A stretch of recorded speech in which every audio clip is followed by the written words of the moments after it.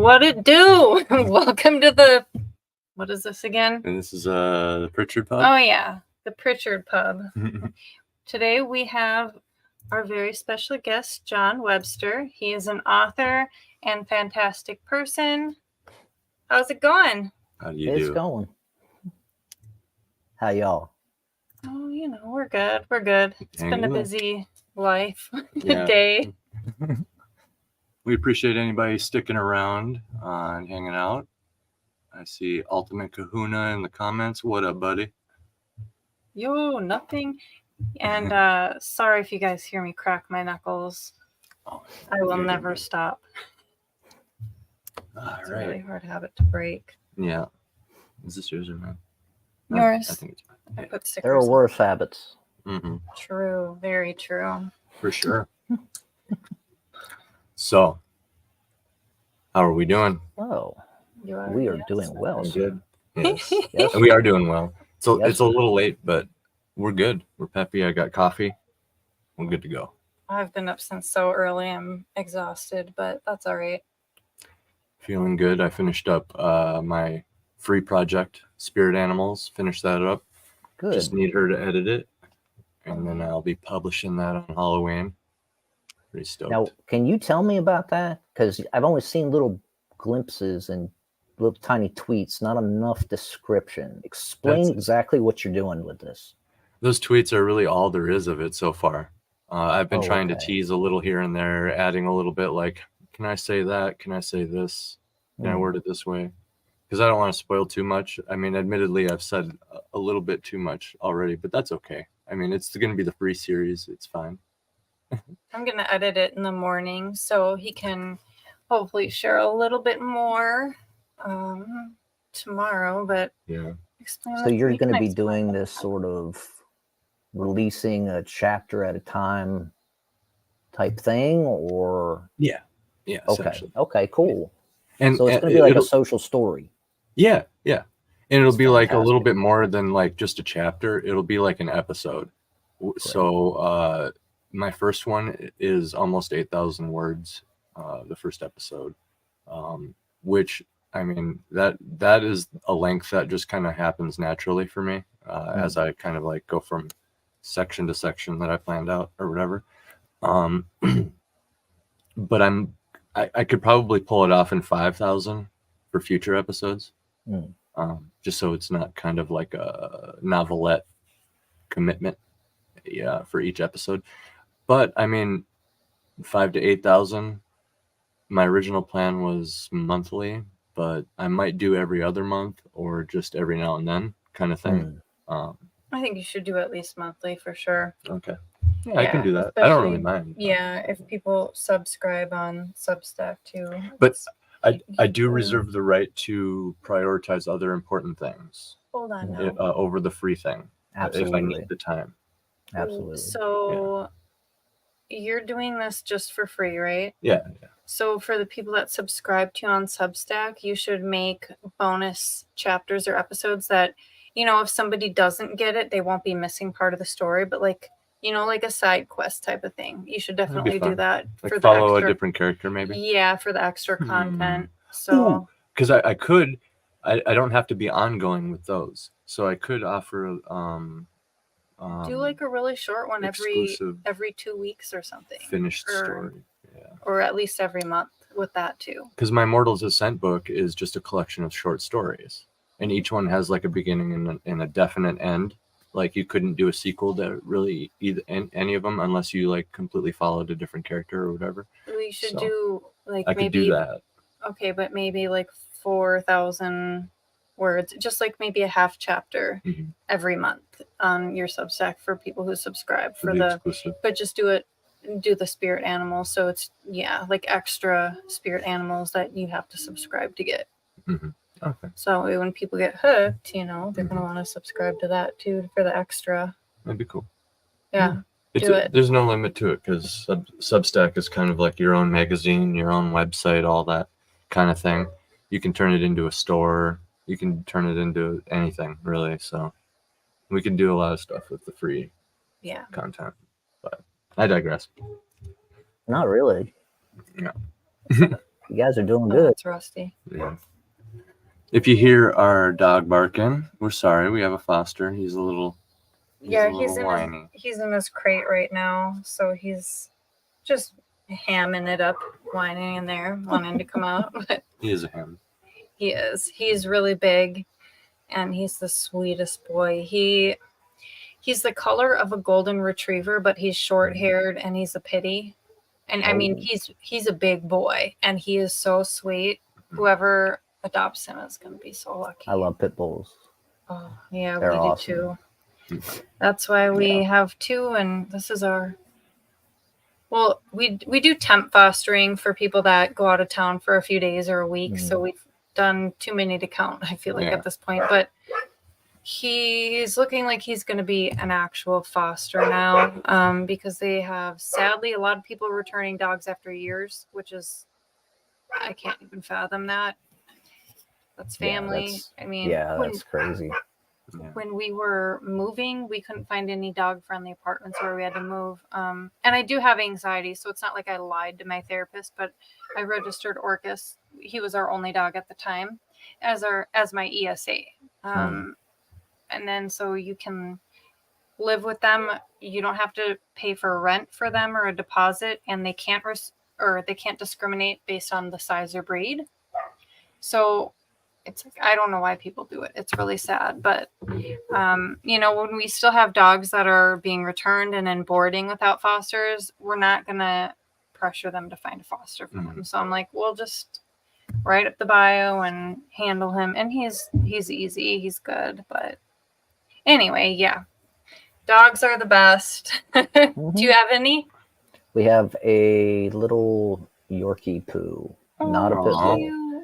I'm gonna have to have a little Yorkie in my spirit animal story, because there's too many people who love little dogs. I'm gonna need to have something like that in there. Yeah. She was my grandmother's dog. My grandmother passed. I got her, and I love this dog. I mean, but she's old. She's 16 now. Well, going on 16. 16. So, I was actually she's got issues.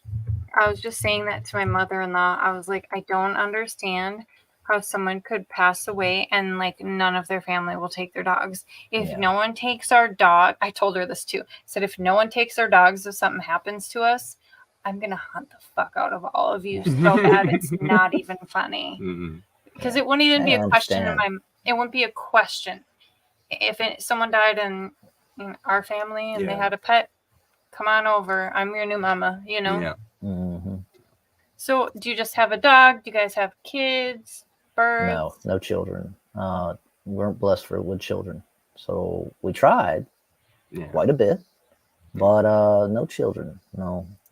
And just a dog. Just one dog. Well, your dog is your child. Yeah.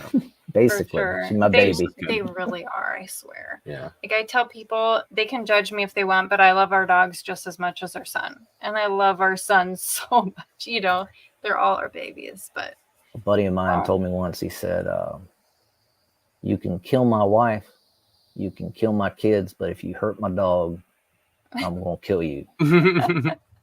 That's what John Wick's wow.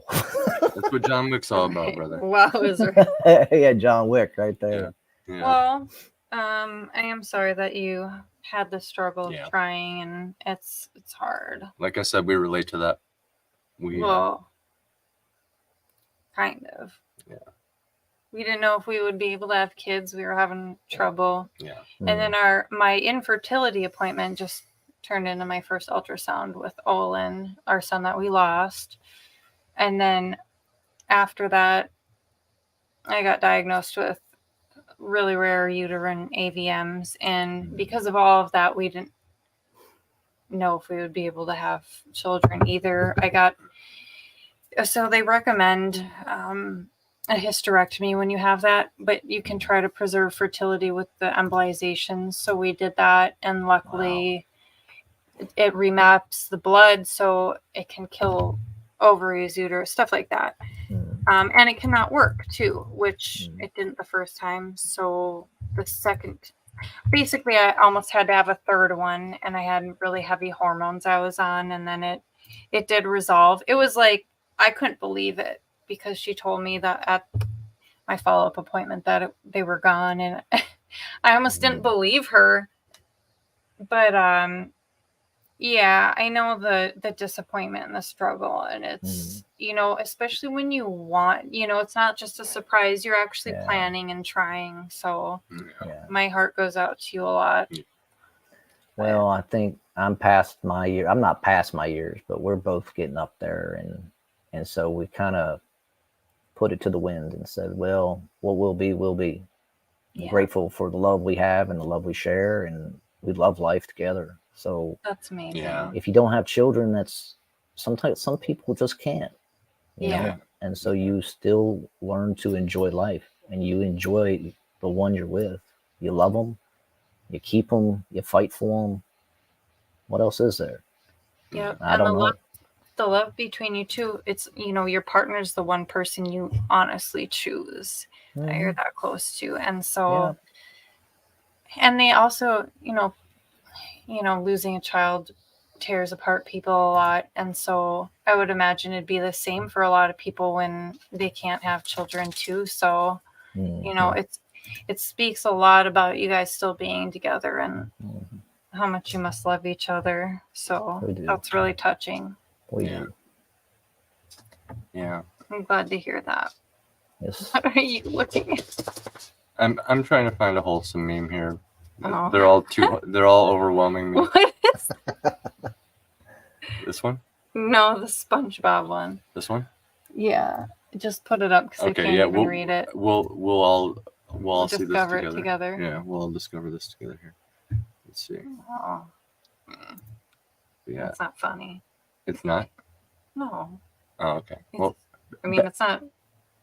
It's just right. Okay. I'll put something funny on it. It's cute, but here we go. This is relevant. Is that funny while I'm trying to do this? Sure.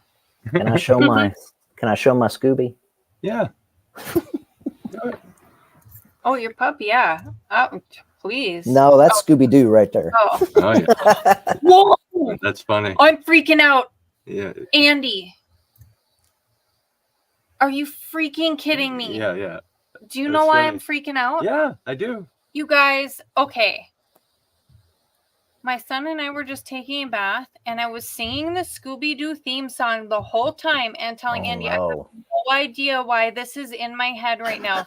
And he's like, well, did you watch it as a kid? And I said, yeah. And he was like, well, it's probably just that. It just comes up randomly. I'm like, it never comes up in my mind. So that is amazing. Oh. Yeah. Mm-hmm. I'm so excited. I love the... There's a reason. Right. Yeah, this is a wholesome meme. That's the best thing ever, you guys. And the universe is crazy. It is. It is. Yeah. Sorry. Oh. Sorry. My interwebs is glitching. I'm very sorry to hear that. Sorry about that, Lady Snow. What's happening? Oh, she says her internet is glitching. I'm gonna go beat up Snowball's internets. Yeah. Oh, that's all right. Our interwebs. You can talk to the commentators. Yeah. Thank you, Kahuna. You can click on comments, I think, on the sidebar there, and you can see what people are saying. Nice. You guys. Mm-hmm. I got mini raviolis. Mm-hmm. Oh, food is so good. In the can, it's disgusting, but they're so good. I mean, it's disgusting because it's just processed canned food, but I really want those mini raviolis. And cheese. Cheese is good. Who likes cheese? I like cheese. Show of hands. You don't like cheese? I love cheese. Oh, okay, good. Sorry. I was about to boot you out. No. Like a mime now. Sorry. Yeah. Have you ever seen Impractical Jokers? Yes. The mime episode? No. I would get so irritated. It was one of the punishments they had. Oh my gosh. Who was it that got stuck with it? Hugh, I think. Wait. Hugh?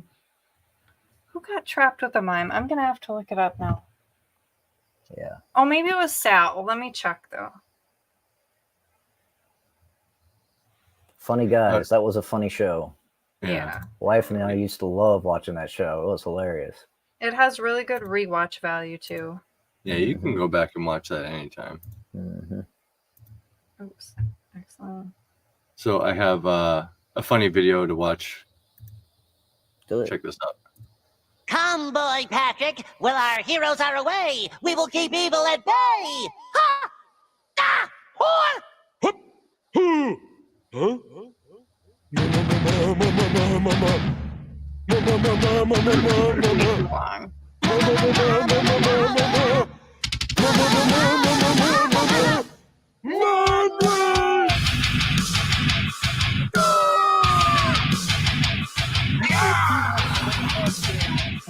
But I do believe you got your one. No, it's not mine. You Kimball! Take what you wanted out! All right, I'll stop it. Good Lord. You probably couldn't even hear it, right? Oh, I could hear it. It's all right. Could the chat hear it? I thought no one could hear If you it. could hear it, I think Did you I could fix hear it? Yeah. Chat, could you hear it? Did you do something to fix it, babe? Well, that wasn't my desktop volume. That was the YouTube video that I was sharing. I was sharing like the window or So whatever. it wasn't through the computer, they were hearing it through our mic? Right. I think. Oh, yeah, I think that's. okay, gotcha. So it was Q. Oh, okay. It was okay, you. Down on Okay. some cheese, 2 kahunas. By the way, that intro music is awesome.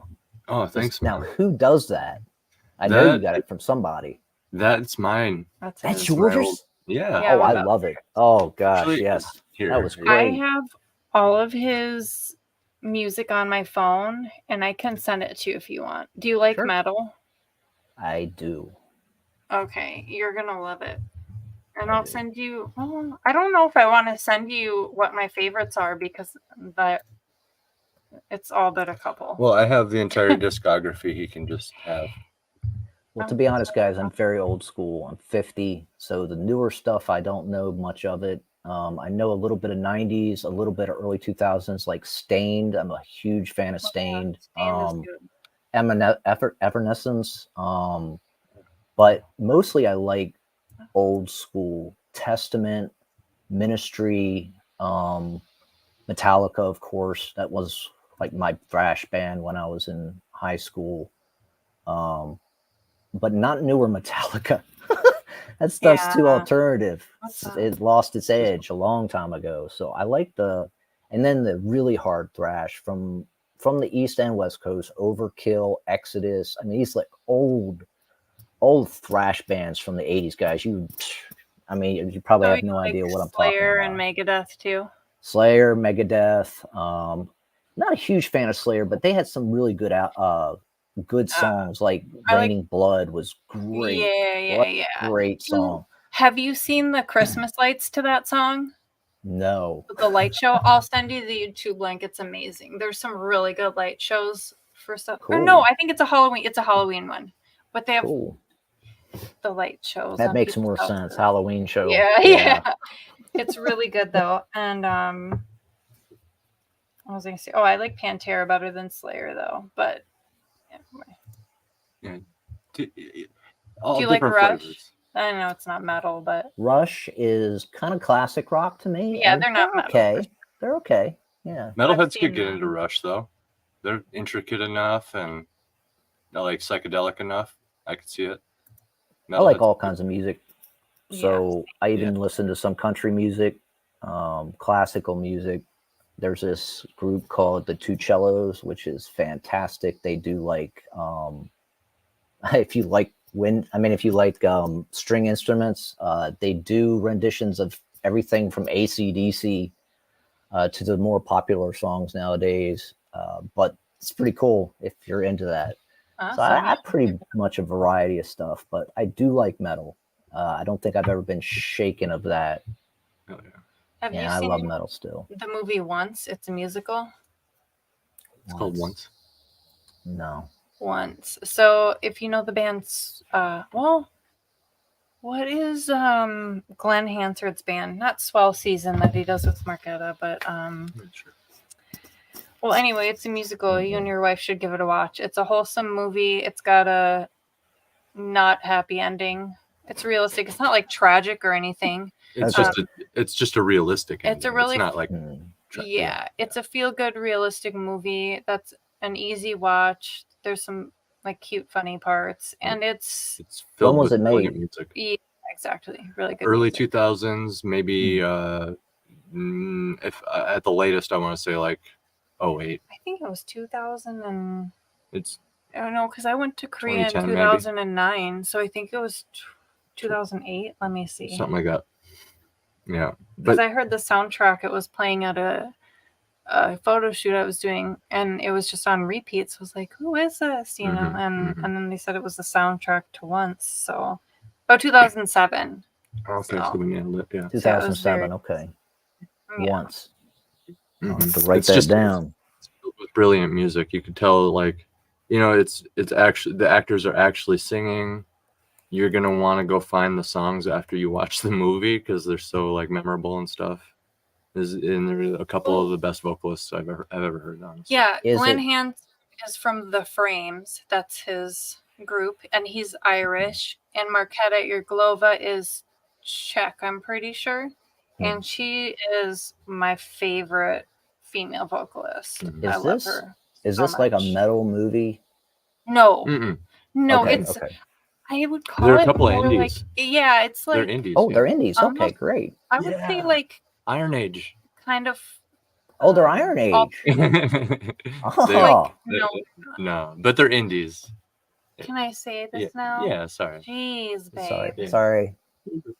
I'm sorry. I'm trying to talk about genre. Yeah. So it's more of like I'm just trying to answer his question, so I don't want to forget. Mhm. But it's more I wouldn't say folk, but like in a way like alternative kind of folk. Mm-hmm. But like piano and it's soft, it's beautiful, it's good times. We can maybe pull one up later, but I don't know if it'll get stricken on YouTube or anything like that. It might be better to just check it out after the stream or something. Yeah, you Why? can. We don't You own could the put rights. it probably in the comment section on your YouTube channel or under the video. It's like reference to this, Oh. Kahuna, bring up his last comment.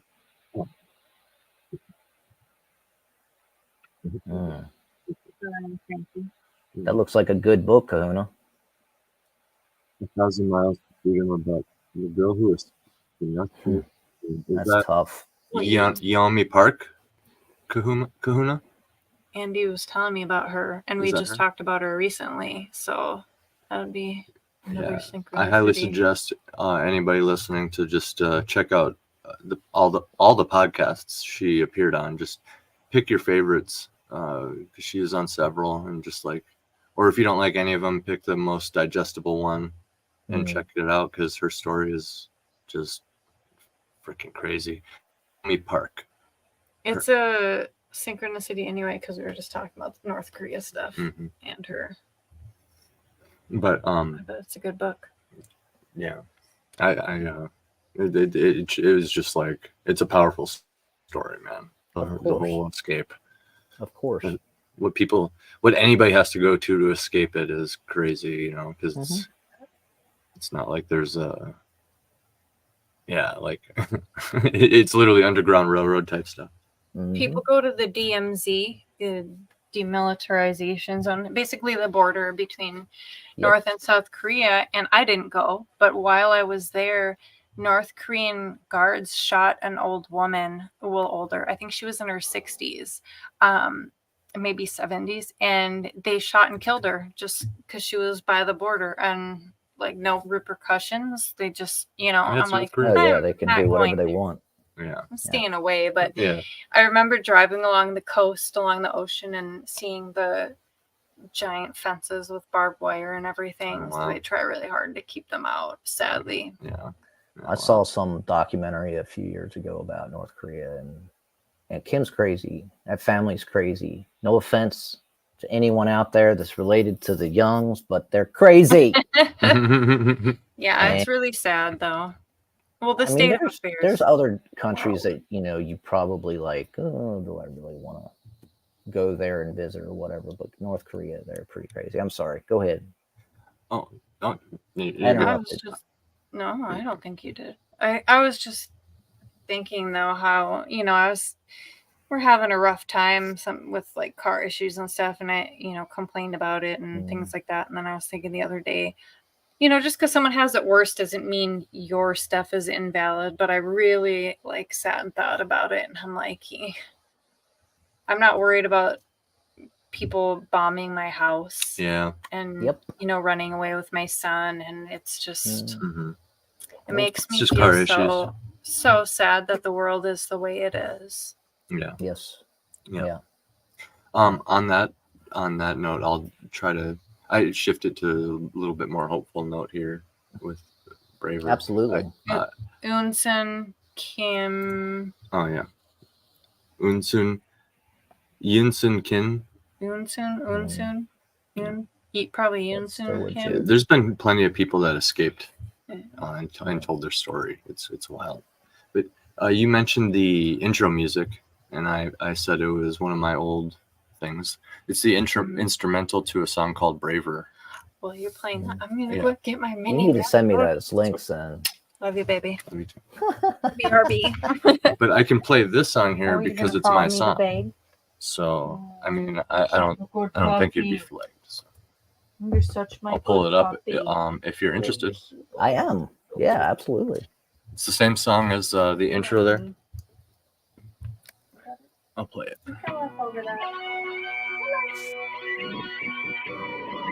Now, do you play guitar or is this all synthesized? Oh, I do the vocals. Oh, you do the vocals. Okay. I helped arrange the instrumental a little bit.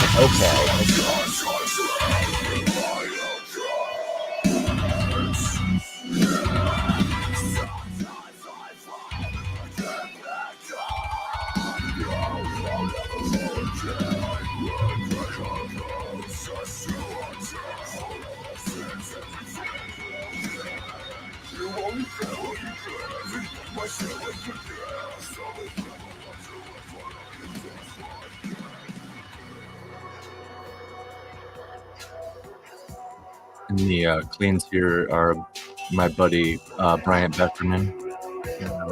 Bryant, hope everything's going good for you.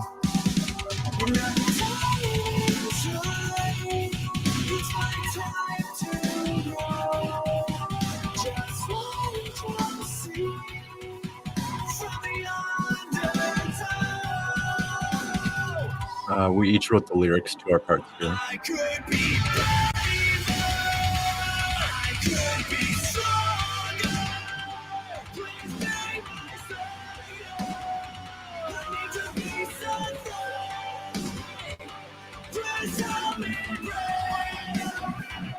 This is cool, man. I don't know what else to say. It's awesome, man. Yeah, thanks, man. You should be very proud of it. I'll send you everything after.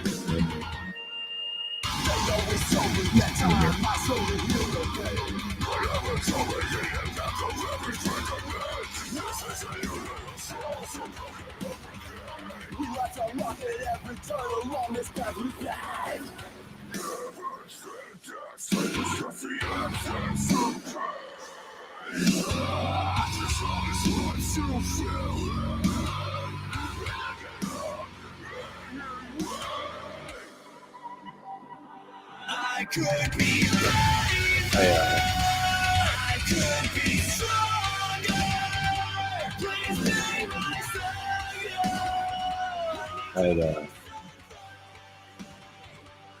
savior. We wrote our own parts here. I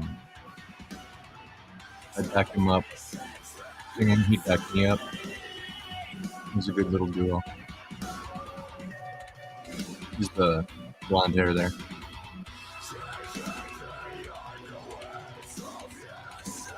He still wear his hair that long? Oh, probably. I don't think he'll ever change that. That's very much him. Cool. Yeah, much love to Bryant.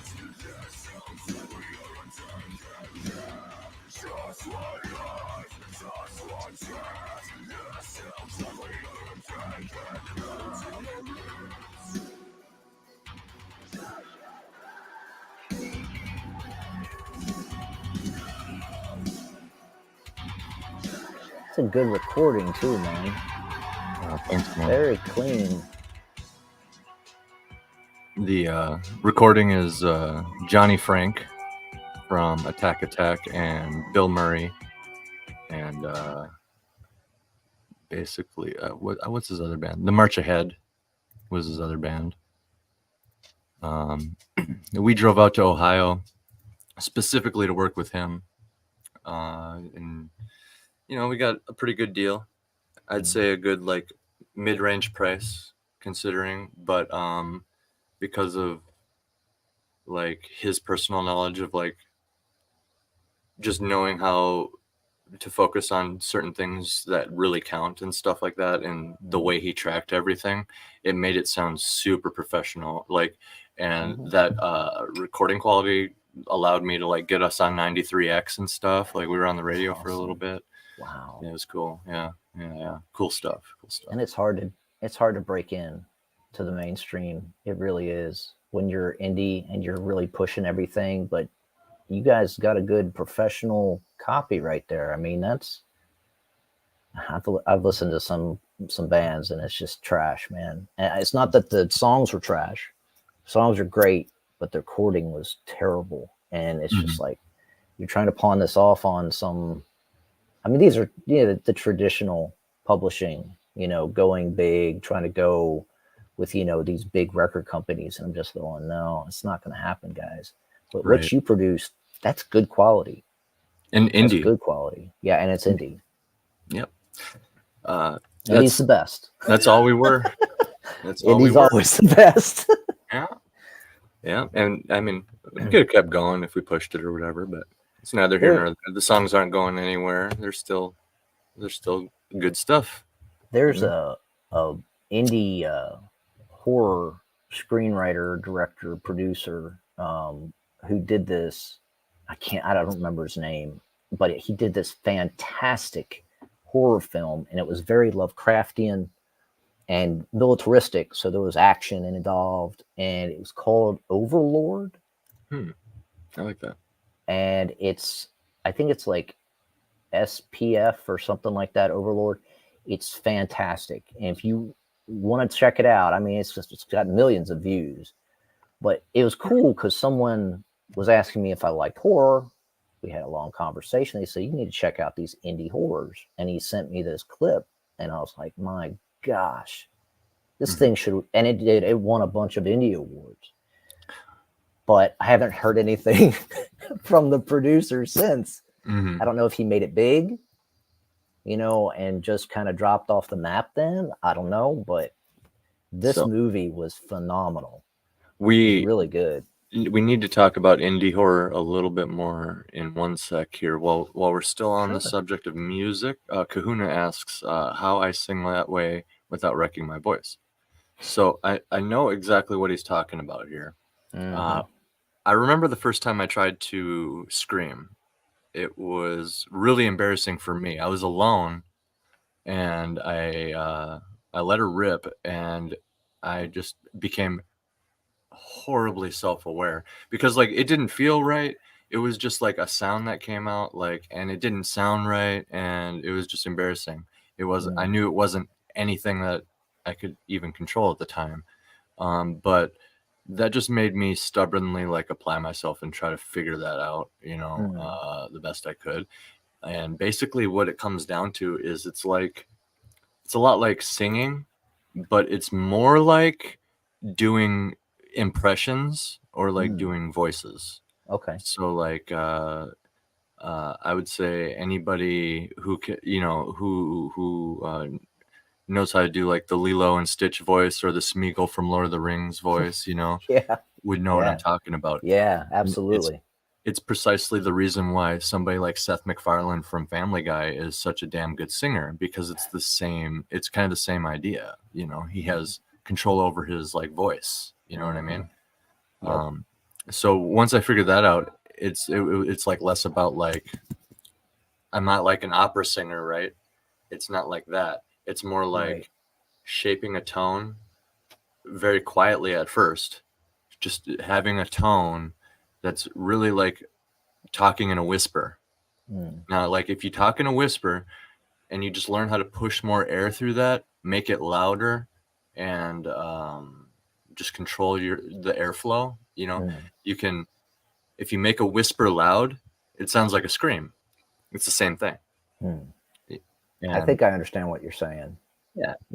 That's all like a scream is, you know. And then like the difference between the high and the low kind of like comes down to like the shape of your mouth and just kind of how you control your diaphragm a little bit. Like it's a gift. That's a gift I don't have, my friend. That's a gift you have. Yeah, I can't do that. I had to work at it a little bit. I didn't think I'd get it, and I didn't think I had it when my band first said that I should try the mic, you know what I mean, for vocals. Kahuna says he can do impressions, and I say to that means you can probably sing or scream, whichever. Indie horror on that subject. I could talk about vocals and stuff for the whole stream. Like I could do a whole masterclass on learning how to scream. You know, you should do that. I should probably. You should. Probably could. Yeah.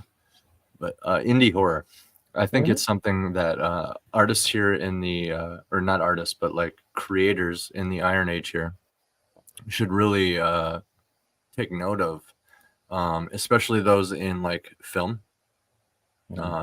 That's where you get the most longevity out of horror, I believe. Yes. Is because you know it's all actors, fake blood, and like props. You know what I mean? Absolutely. And it's you as gotta deep have as a you good want to go into script, that. though. You gotta have a very good script. Yeah, it's so then it's all writing. Did you mute that for a second? Yeah, I'm gonna mute this for 1 second. Hold on. Yeah, go ahead.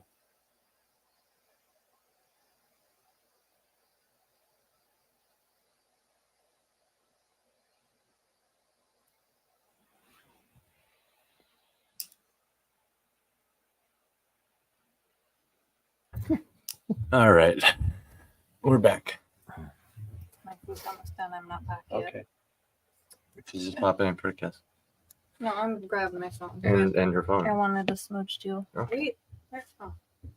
But yeah, horror and westerns are a good way to save a lot of money as far as like Okay. film goes. Good on a drink, or you need a top up? Yes. You can give me some more coffee. Okay. Thank you.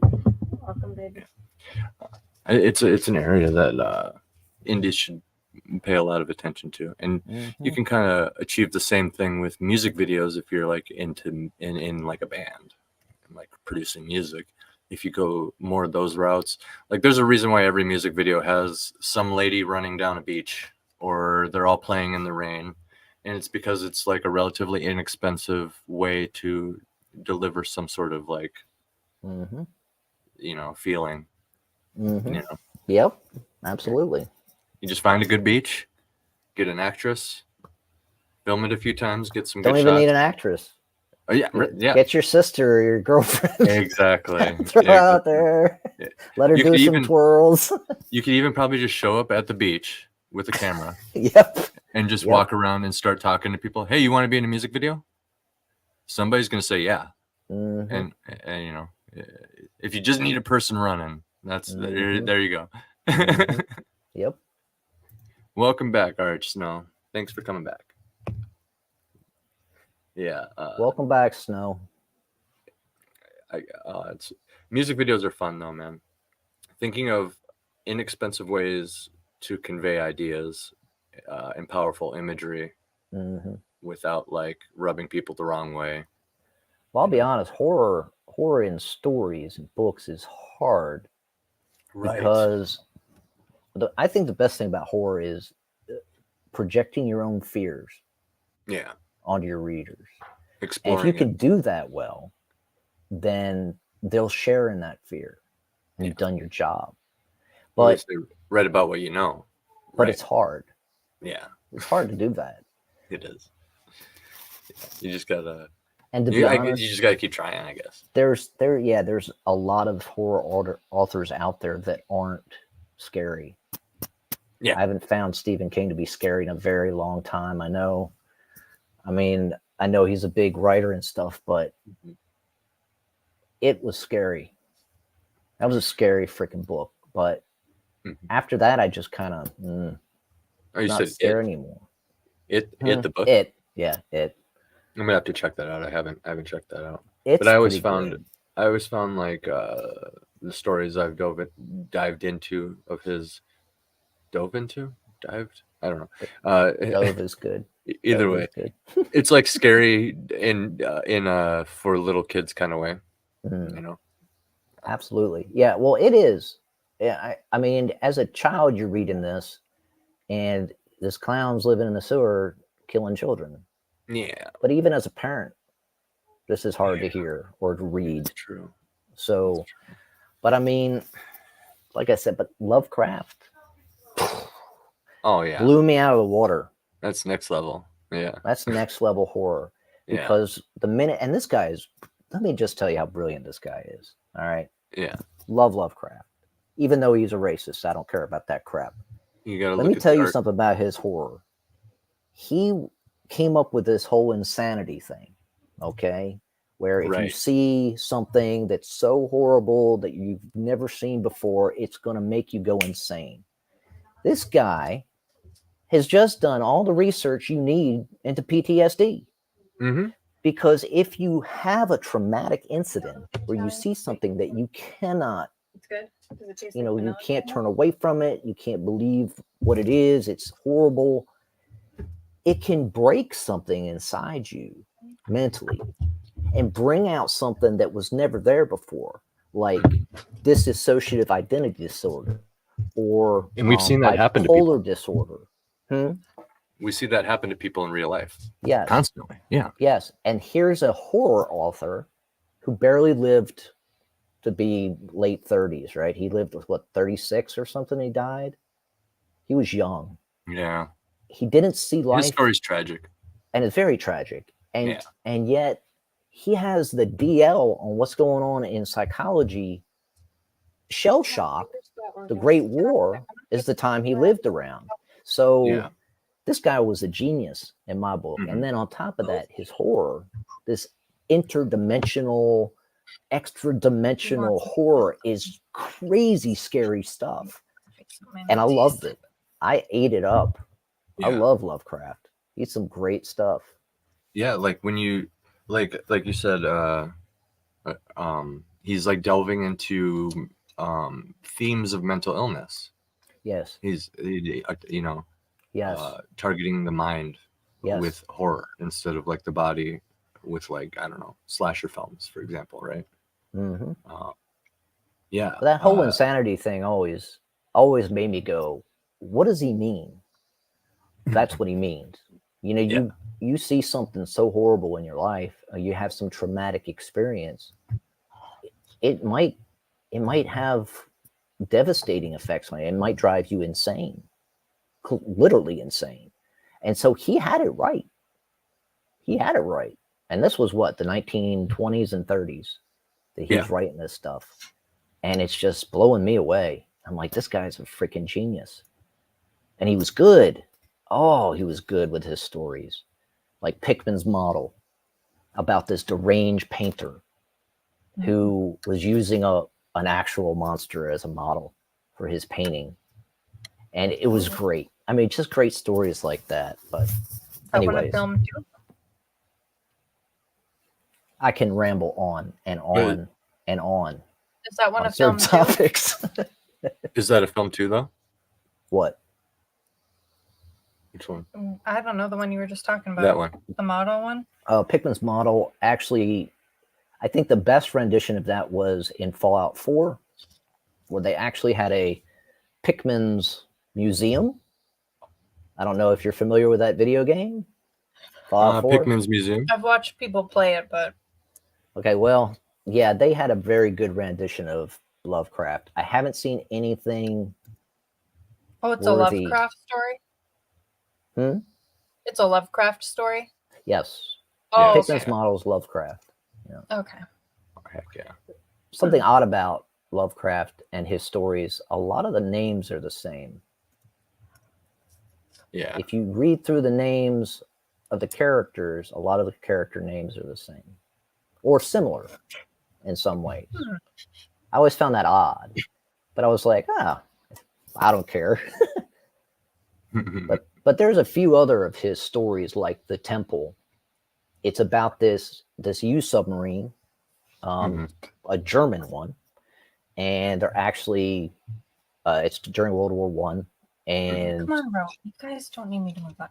Come on. they have this issue come up where they sink this ship, and then they see a sailor that comes aboard the outside of the sub, and two of the sailors immediately say that this guy's eyes opened. He started swimming away when they started, when they threw him overboard, and then all this weird crap happens, and it ends up where the leader of the sub, the captain or whatever, ends up killing most of his crew because they're all going crazy. They're losing their minds. That's like the end of every Lovecraft. Yeah, I love it. Pretty much. No, it's great. Yeah, it's great. So that ties all of the stories together, and then that he has a way of approaching that. Like, it's not enough to say this weird thing happened or they saw this thing. No, he has to word it like they saw his eyes open and then he swam away. Like, because it's like what you don't know about the stuff. He's almost like an early masterclass in like showing versus telling as well, right? Yeah. Like, fear of the unknown. Show us. Fear of the unknown is the craziest thing. And that's what he used to say. Talk about that stuff. The fear of the unknown. It's You should tell him about the movie we watched last night, the first one. Oh, I was planning on it actually.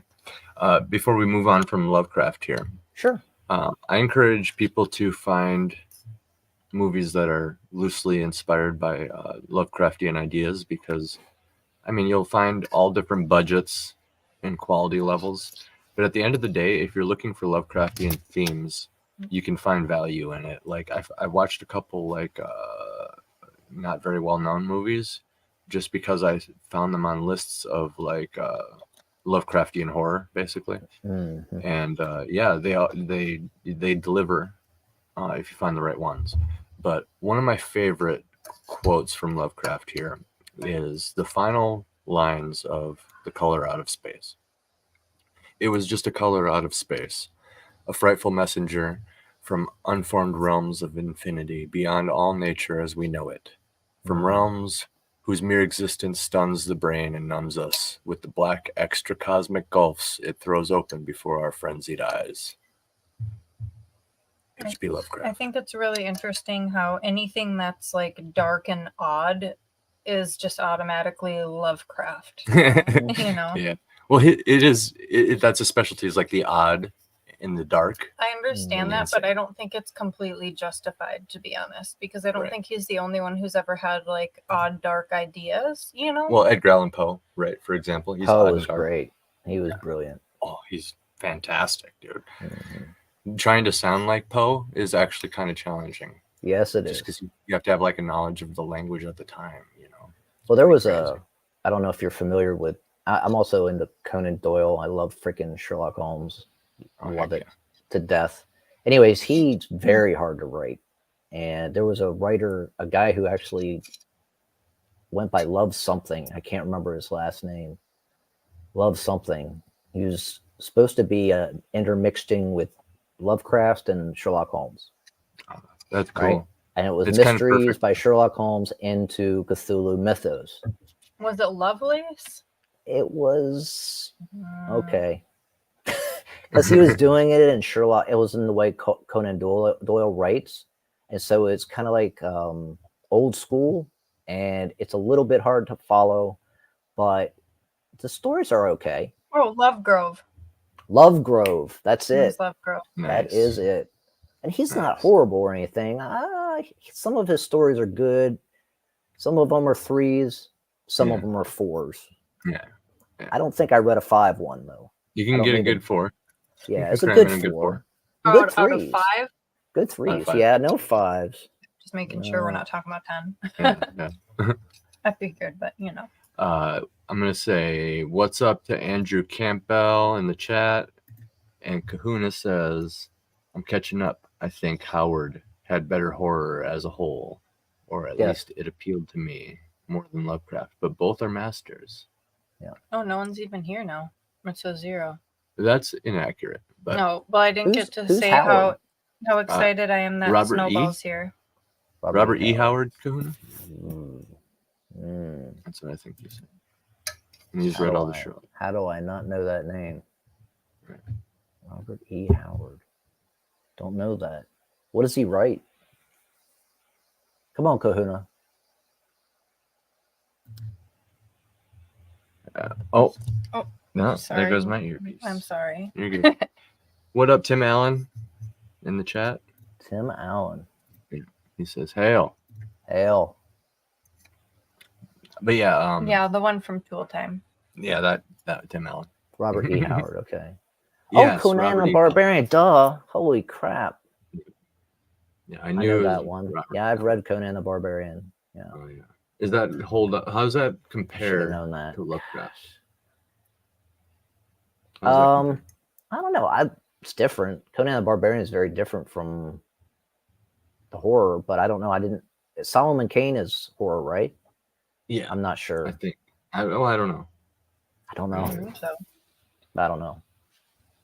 It's hard for me to discern horror from just like dark just stuff. like because like some people consider something very violent to be horror, and some people consider Yeah. I don't know. It's your threshold. It's what you can tolerate, I think. It is so hard to. Go ahead. Go ahead. Sorry. Go ahead. I was just gonna say, hard to find horror movies that are scary. Yeah. Yeah, I'm desensitized to a lot of horror, guys. I can watch people being ripped apart on The Walking Dead and laugh because I know it's just a bunch of, fake blood and stuff. Yeah. There's a few things that scare me. Deep space and deep ocean waters. Me too. Those are the two things, the fear of the unknown, that Me scare too. me. Yeah. But when you step into another dimension with, say, Lovecraft, there's more than just space out there. Now you're talking about these elder gods, and you're talking about these cult worshippers that are freaking psychos. And it's crazy from that. The fish head deep ones or the merfolk deep ones? Yeah, all of them. You know what I mean? All of them. Well, the sirens are scary. In that one Pirates movie, was it the fourth one? Or the third? It was 1, 2. The odd one. I think it was the third or fourth. Pretty sure it was the fourth. The mermaid pirates. The one with the sirens. Yeah. Like their teeth and stuff. Like they did a really good job making them scary looking. But that was by far it was the only bad Pirates movie. It was terrible. Yeah. From the very beginning, I was like, what the heck are we watching? Johnny saved some of the scenes he was on, some of them. And you can kind of tell when it was all him, because he's like known for trying to like make new lines up on the spot and, catch candid moments and stuff like that. Right so you can tell where those are. But it's almost more like a feeling overall that you're watching a movie. Like very much like this is like a movie, and I can see it's like almost being able to see the wires in a way. And then you go to the next movie that has the dude from No Country for Old Men in it, and it's just like night and day, back to the old vibes and everything. It's like, well, what happened there? Like, what the heck? They break things and then try to fix them a lot, don't they? They really do. They're like, well, we tried something new for this one and it didn't work, so let's go back. That was old school too. Nowadays they break it and they just keep breaking it.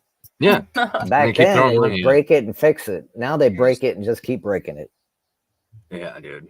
They're like, oh, people are mad. All right, let's piss them off even more. Like, this is fun. Yeah, I have seen a lot of movies. Love movies. Read a lot of books. Played a lot of video games. But there's not a lot of stuff nowadays that entertains me unless it's indie. Unless I get to choose what I partake in, because just a lot of stuff nowadays just not my thing. Well, that's the glory of it, right? Like, okay, so a lot of people will cite quality issues when the topic of indie gets brought up. Well, hold on really quick. Kahuna says Lovecraft himself. Let's talk about this because this is important. Yeah. But real quick, though. Lovecraft himself said that nobody wrote the emotion of fear or terror better than Robert Lee Howard, and they were friends. Oh, that's cool. I didn't know that. And Tim Allen says adventure thriller is how he would categorize it, because Kahuna says it is horror, but very different from Conan. Comparing Solomon Kane. Yeah, I'm gonna have to read that. I love Robert E. Howard. That Conan the Barbarian is fantastic. Yeah. So I'll have to check out Solomon Kane. I definitely want to own all that at some point. I'm gonna have to rewatch those with the wifey here at some point. I'm gonna add that to the list. Maybe I'll do a review stream and invite some of the sword and sorcery guys on to discuss it. You know, like what they love about it, and we'll just have a good. We'll have like some mead and some ale, and I'll put on some Viking horns and pull out my my sword here, my Kakuri. Why not? No, don't. And we'll discuss it. We'll get all sword and sorcery about it. So indie. What were we talking about? Anything and all indie, and the relation with what Lovecraft. I think you said. Oh no, you stopped it for the Lovecraft. I don't remember what we were talking about. Dang, derailed. I'm 50. It just goes sometimes. Oh, the total free choice that you have of what you consume. People were talking about quality. Yes, that's what it was. Yes.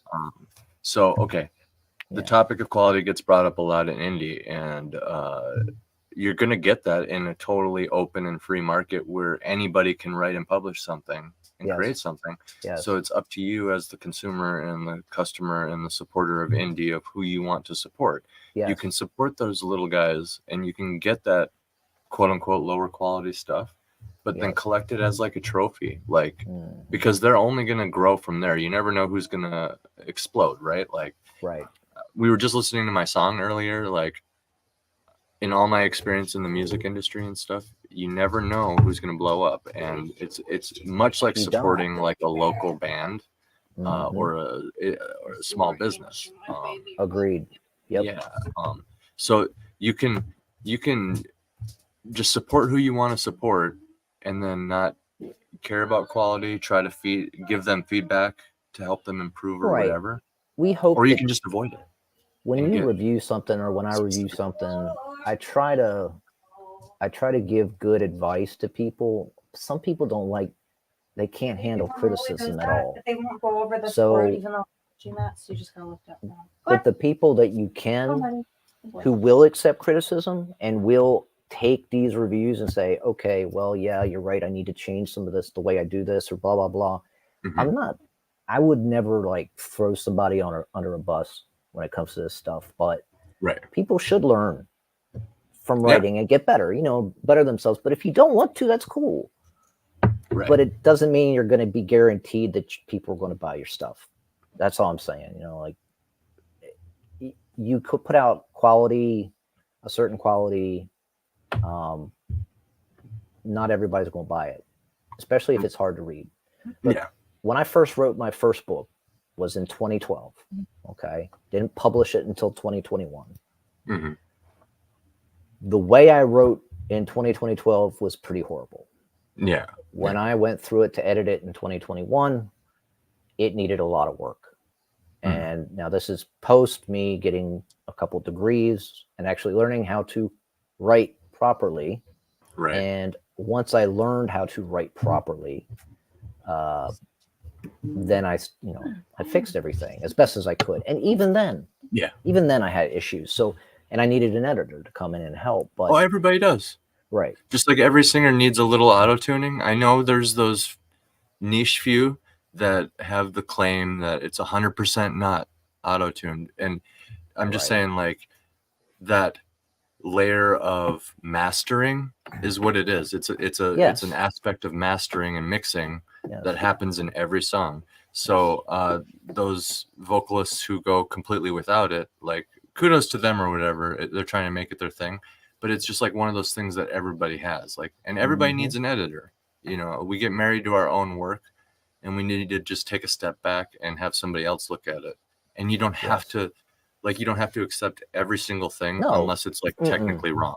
No, you know what I mean? And that's the thing. That's the thing. You take the good with the bad. And honestly, I haven't had any bad reviews, but I've had people that were they didn't like my books, and they told me, what they didn't like, and I was like, okay, cool, it's like, all right, not going to change it, but I'm going to keep doing what I'm doing, and I might get better in some areas. Maybe I'll get more descriptive and maybe better characters. I don't know, better dialogue or whatever. But some of the criticism you get is just horrible.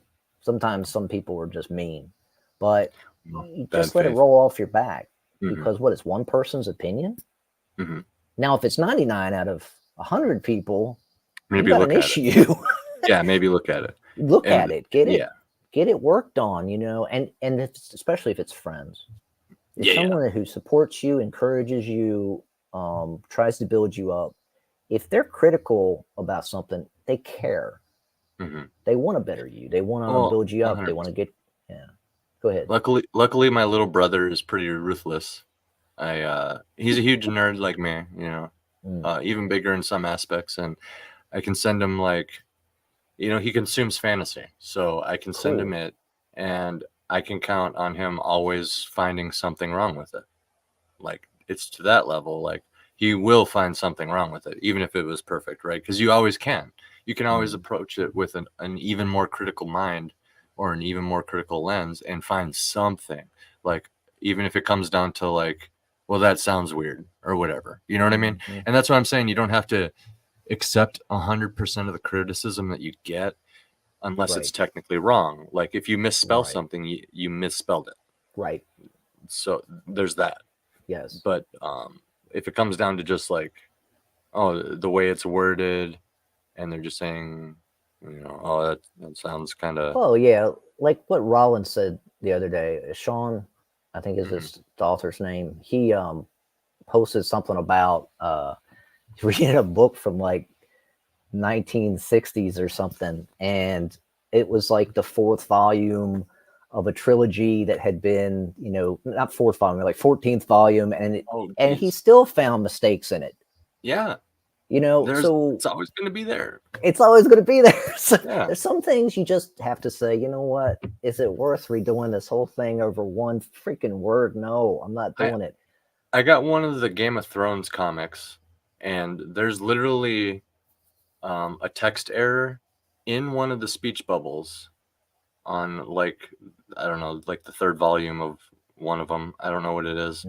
I'd have to go find it again right now. But it's literally an error right there.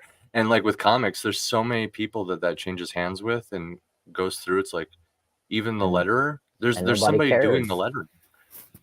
It's nobody saw that. It's no big deal, but it's no big deal though. I mean, it's no, it's not. Yeah. I still I'm not I didn't break down laughing. It didn't make me hate it. It didn't take me out of it in any way. I just noticed it and moved on. But it was really actually nice to find that. Actually, it's self-validating a little bit. Even the big names were many pairs of eyes look at this, and that still gets to the finish line or whatever. So it's fantastic.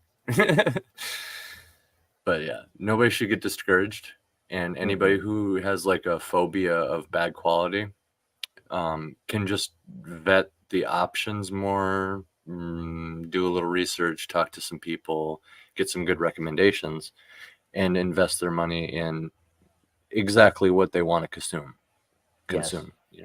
Yeah, and that's the whole point of it. We choose what we want to read. We choose what we want to watch. We choose, and if we don't want to read it and we don't want to watch it, then we don't. Yeah. Right. Yep. You make the choice, and you might be less on the entertainment. Okay, well, we were going to watch a movie, but it was crap, so we turned it off, and there was nothing else to watch. So you might end up like that a couple nights, but hey, you don't have to watch certain things. You don't have to read certain things. And I think that's. Go ahead. Sorry. Oh, I agree. It's just like I really don't like when I feel like I'm melting into a default state of just like watching something or just throwing it on just Because you're because. bored or just something to do. Yeah, don't be Yeah, like if that. if I'm gonna do that, I would rather throw somebody's stream on There you go. or something like that, something educational. I really like firsthand accounts from history. Fantastic stuff. So you That is think the about most the Roman Empire a lot then? every day. Me too. Literally. We're still living in it. Yeah. Our whole pretty much. our whole country is kind of modeled off of it in a lot of Yes. ways. Yep. But anyway, yeah, firsthand accounts, man. I mean, speaking of the Roman Empire, Julius Caesar's firsthand account is pretty freaking interesting, man, because it's like one of the only ones that exist at the time, one of the only sources for so many things that we know about today, like the Druids, for example. It's one of the only accounts discussing the Celtic Druids, and like there's not much there with like so we got to like look into this dude's journal and like try to wade through the self-inflating stuff and look at the truthful stuff, you know. Yeah. And he had a way of grandizing his enemies by you know, he wouldn't prop them up or anything, but he had a way of like talking about them in a way that's like respectful. Kind of he was still phobic about a lot of things and like wording things in kind of like a just like a foreign kind of way. Okay. But in doing so, just what he's describing made them sound so cool. You know what I mean? Demonizing. Example. Oh, what? Can you give me an example? Like when you demonize an entire group of people by saying they killed this many Romans, it's like the Romans are really damn good, aren't they? So that makes them, you know, you kind of made them sound like they're really like a force to be reckoned with. But I thought they were like these primitive people or whatever. You know what I mean? Stuff like that. And I don't have like an exact example of the Druid thing. I can pull one up here actually. But yeah, he would just talk about them and be like, "Oh, they're so weird because they do this, this, and this, and they care about this, and they value the trees, and they love nature, and they like all do this weird stuff where they like love each other." And like he described them, and he's kind of talking about hippies, and it's like when you separate the human sacrifice and like other stuff like that going on in there, and it's like, dude, you just kind of made them sound awesome, you know. But they're a warrior race too.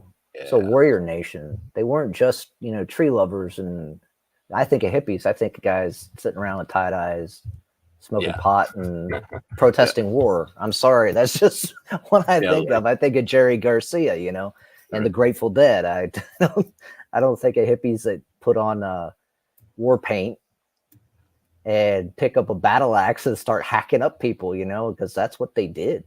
These guys were hardcore warriors, weren't they? Yeah, 100%. Yeah. The Celts were awesome. Dude, I love the Celts.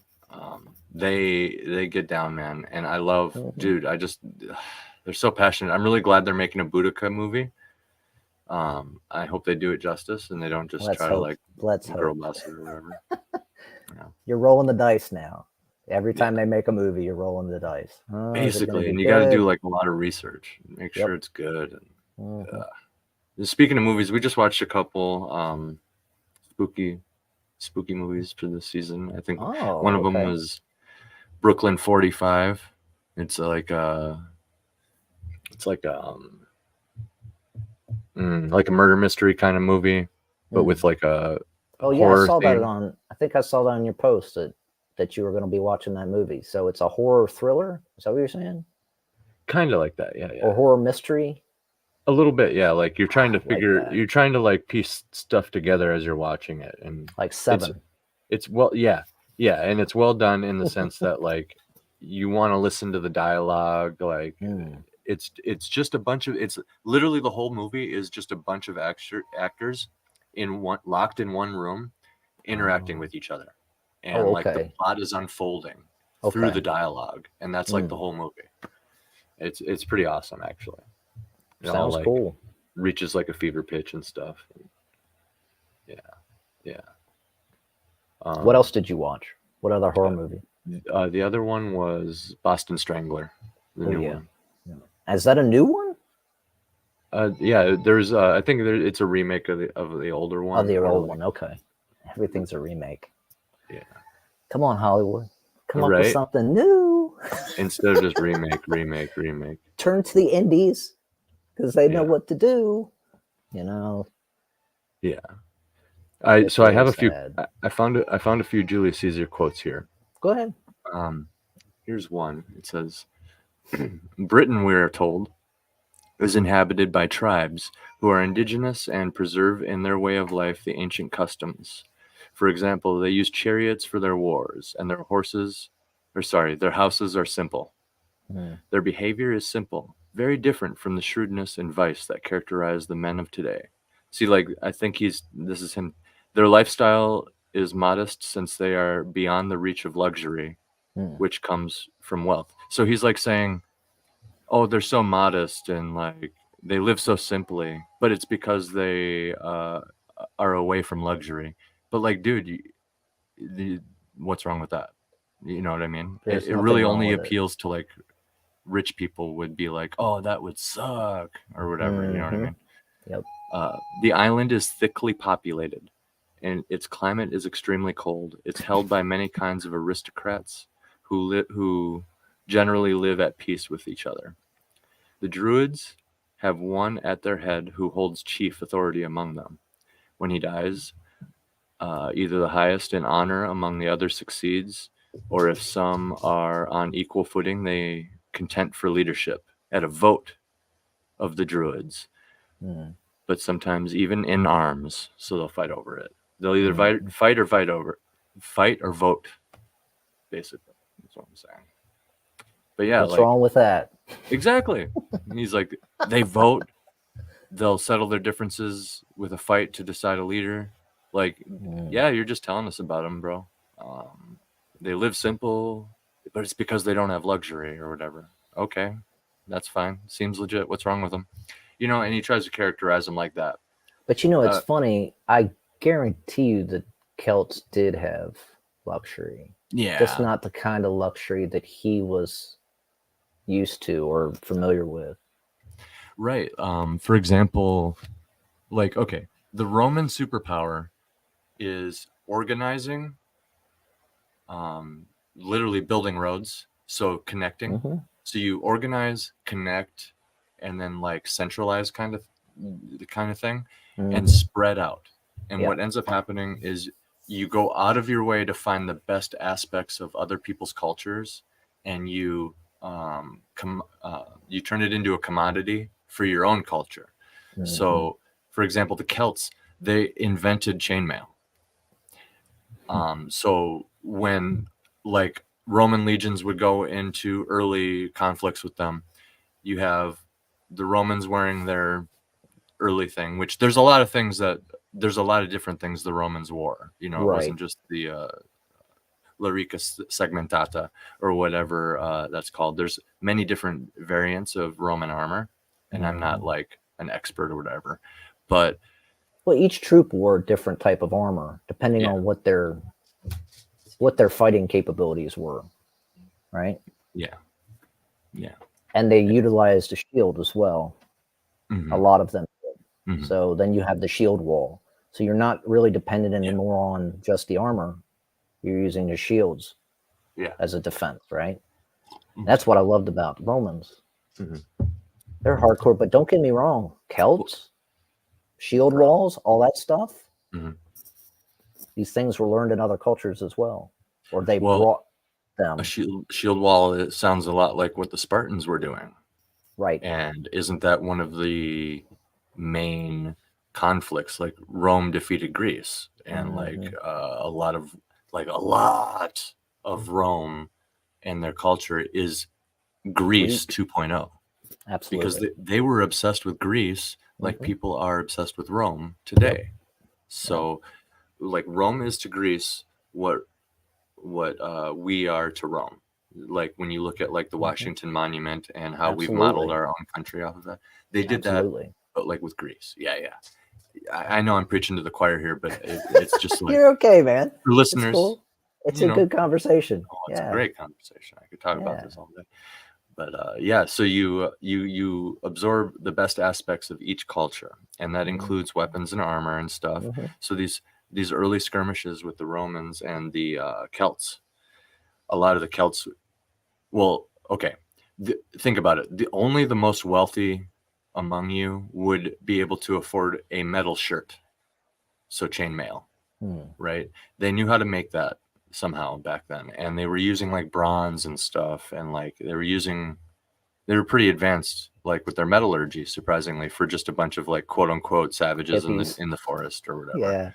Worshiping trees. But then they have better armor than us. Yeah, that's the thing. So well, look at Vietnam War. We underestimated the enemy. Here you have a foreign nation invading a home of people who have been or that are indigenous there. They know the land better than anyone.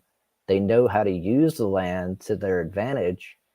And even though they're less trained, there's more of them. There was a lot of them.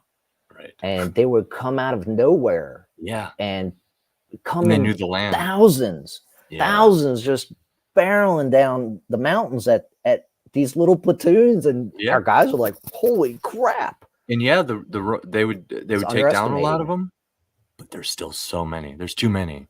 You know what I mean? Some of them fought naked. Some of the Celts fought naked. That's a true thing. Not all of them, right? Right. What it really get your junk cut off, right? In the middle of a fight, that's not good. What it really looked like with their group of militants, their army, right? You look at it, there's probably the group of naked guys, but there's also the chainmail every now and then. There's whatever you can think of to cover yourself. Everybody's a different person, and that's what it actually looked like. It actually looked like a ragtag group of like mercenaries. Is probably more like, because really what it was is like a glorified militia. Just like all the warriors show up and they have good weapons and stuff, but then you also get like the other people who are just like, farmers. Sign me up, chief. I'm trying to defend my country. Give me an axe. Yeah, give me an axe. I'll go for it. So that's how you get stories of like, not only are they fighting naked, but also the Romans stole chainmail from them, the idea of it, and they could mass produce it because they had those roads and the infrastructure that I talked about back home. So they just bring back this one example, and within a few years, like for starters, every general and every lieutenant can have that or whatever. They like all the commanders can have it, and from there, eventually, like the whole army can potentially have it, or like a whole platoon. So it's just a matter of time at that point. And I am actually Germanic, mostly Germanic, and the Germanic tribes were ferocious, man. They were ferocious, and they gave the legions problems a lot of times. I think it was one of the guys, and I can't remember if it was 2 or 3 legions, wiped out in a single battle, or over a 4-day siege, wiped them out. Are you talking about like when they came into the Germanic tribes and like literally got defeated? Rome held that as a grudge for a while, right? And didn't they? Long time. Oh, they came back and they won. That's why Julius Caesar came back, right? Yeah. Okay. Can't let that lie. Isn't that like the Romans? Like 100 years pass, and they're like, "Hey, you remember that? Like when your grandpa killed my grandpa, or whatever." Yeah. Well, they lived together for a while. There was a type of peace, a semblance of peace, but it didn't last. I mean, I think it was about 100 years later, wasn't it? It was a long Germans period. Rose up again and said, and took back their land up until the Rhine, I think. I think it was like a cutoff point, the Rhine River.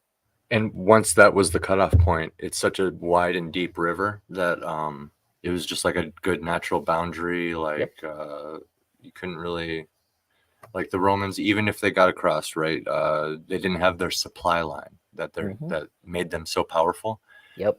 But then Julius Caesar, and a lot of people struggle with explaining this still to this day, how he even did this. But he showed up with, I'm sure you know, he showed up with the legion at the Rhine, famously built the bridge on the spot, basically while the Germanic tribes were watching, crossed.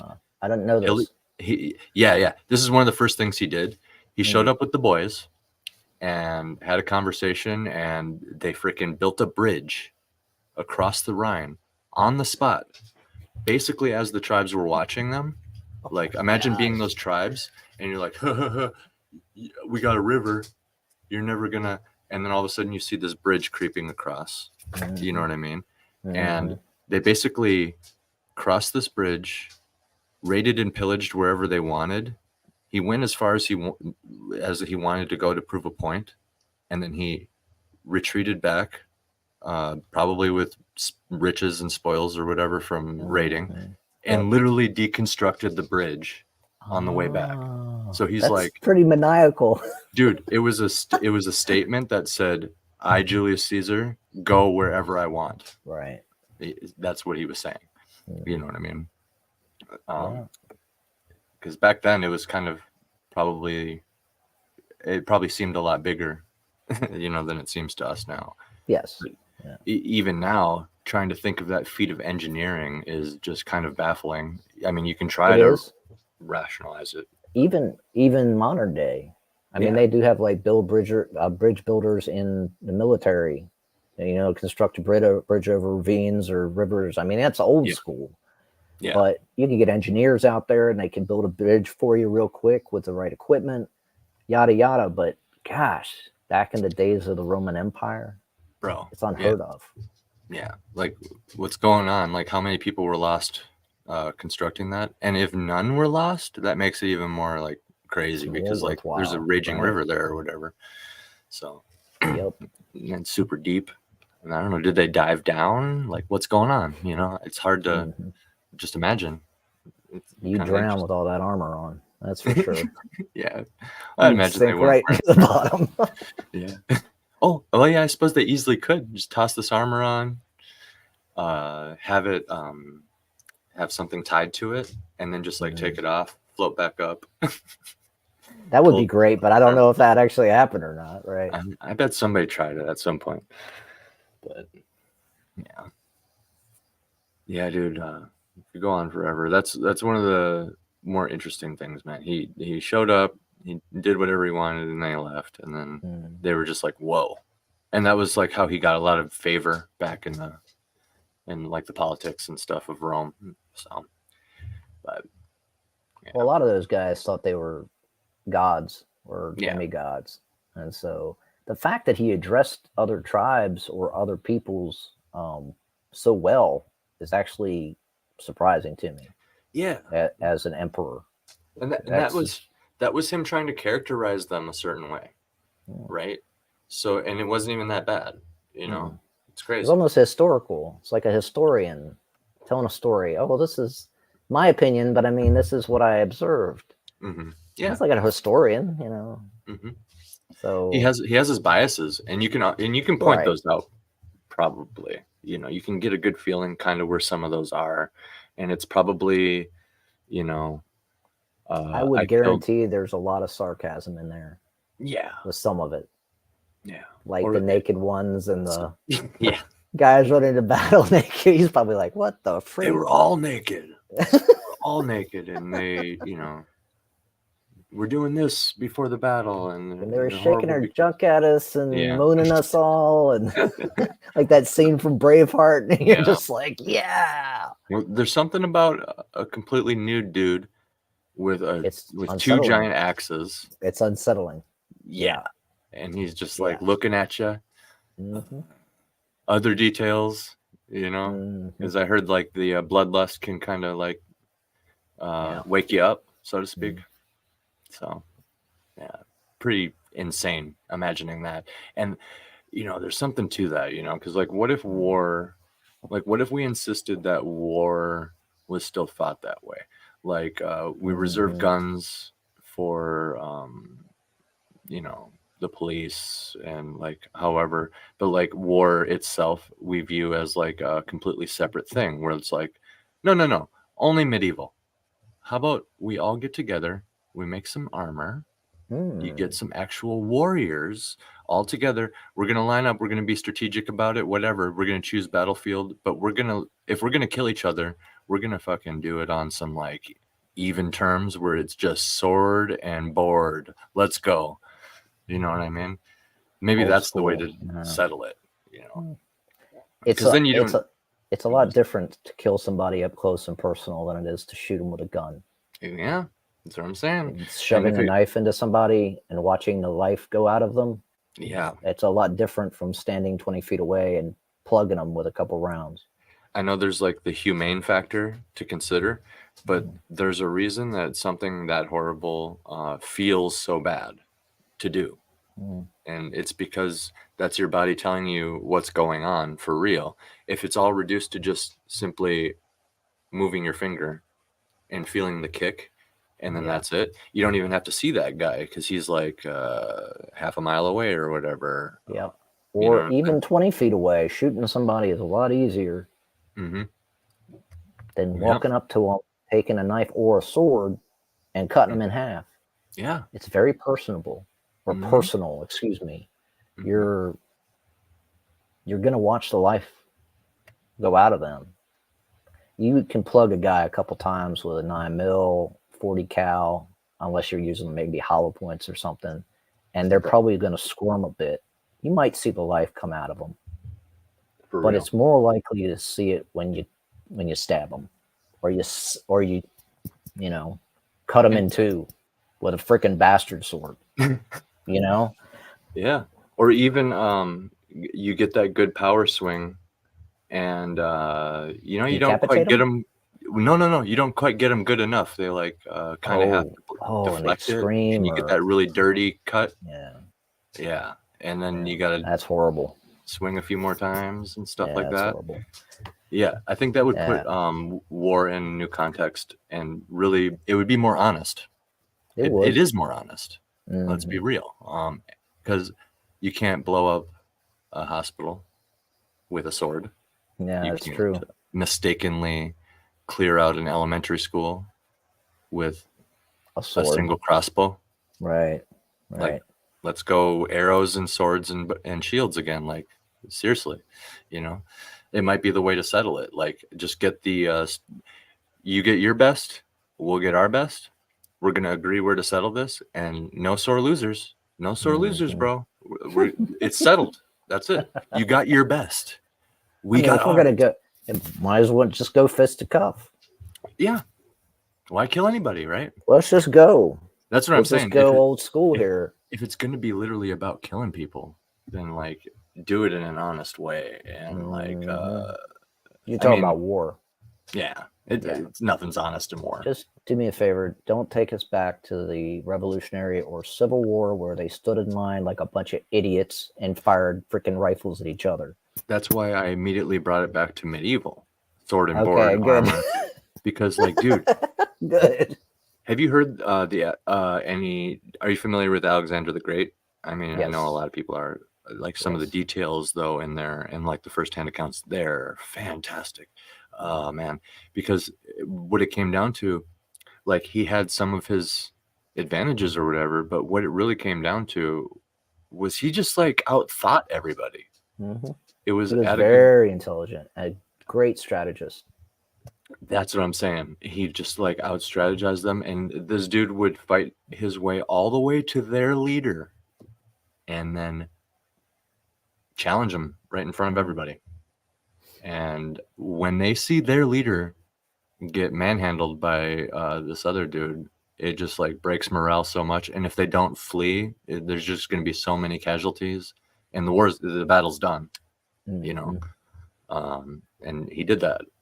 Yep. Out strategize them and then take down their leader over and over again.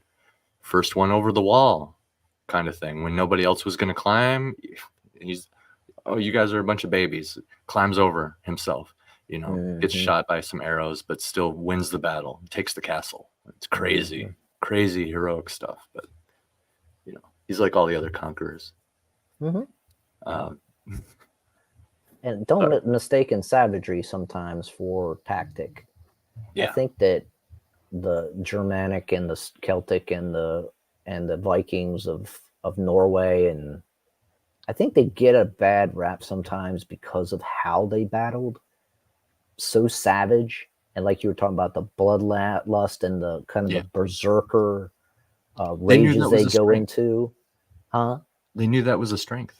The berserker, it was a strength. You know, But it was, these guys had a lot of tactics, especially the Vikings and their freaking longboats, that were new to What's invading up? armies. Oh, who's this? How's it going, guys? This is Ultimate Kahuna. Oh, that's Kahuna. All right, man. How's up? What's up? What up, Oh, Kahuna? it's going good, man. We talking about ancient warriors, I hear? Yeah, Yes, we're we talking are. about some Vikings. Hell yeah, man. We're on, right? Here's one for you. I did a little bit of research on this for a book idea a while back, but you know the Galatians in the Bible, correct? It's one of the 12 churches that what was it? Paul wrote letters to. But alas, the Galatians during that period of history, it was a Middle Eastern kind of placed city, but it had been conquered by a large army of Celts that had traveled from the west. And during the time of the Bible, that they were the ones ruling that city. So it was a city of Celtic mix, kind of with the locals there. So, in the Middle East. Yeah, man. That's who the Galatians were, man. Dude, and like the Celts and the Germanic tribes and the Vikings, and that's why Paul wrote a freaking letter to the Galatians, because of that right there. He's like, just calm down. Calm down. You white-skinned, red-haired little freaking giants, you. Oh, isn't it kind of fascinating how red hair is, like when you look at the globe, it all kind of comes from just like this little corner of the earth, all the red hair, you know what I mean? At one point, it's like one corner. Yep. Scotland, that's it, or whatever. But it all branched out from there. Ireland. Wild. Ireland. Yep. Ireland. Yeah, that's even crazier. Like, ooh, aliens. Hold on. I may have to pop off for a minute. Sorry. Oh well, you're welcome back. Okay. Yeah. Actually, a little bit Irish. Yeah. A little bit Scottish. A little bit of English. Mostly Germanic, and a very tiny bit Native American. I think I haven't gotten like an ancestry test or anything, but I'm mostly like Welsh, and I would, if I had to guess, I would have to say like Germanic as well. Because my dad's last name was Prinzing, and my mom's was Pritchard. Pritchard is Welsh. Prinzing, obviously. Prinzing. Yeah. Might as well say Pershing or whatever. Germany is probably one of the greatest nations ever in the history of the world. I have to say, they're one of the ones that have caused the most problems throughout the world. 2 world wars from these guys. Yeah. They're conquerors, man. Yeah. They are. And very smart. I think that's part of the problem. You know, the smartness.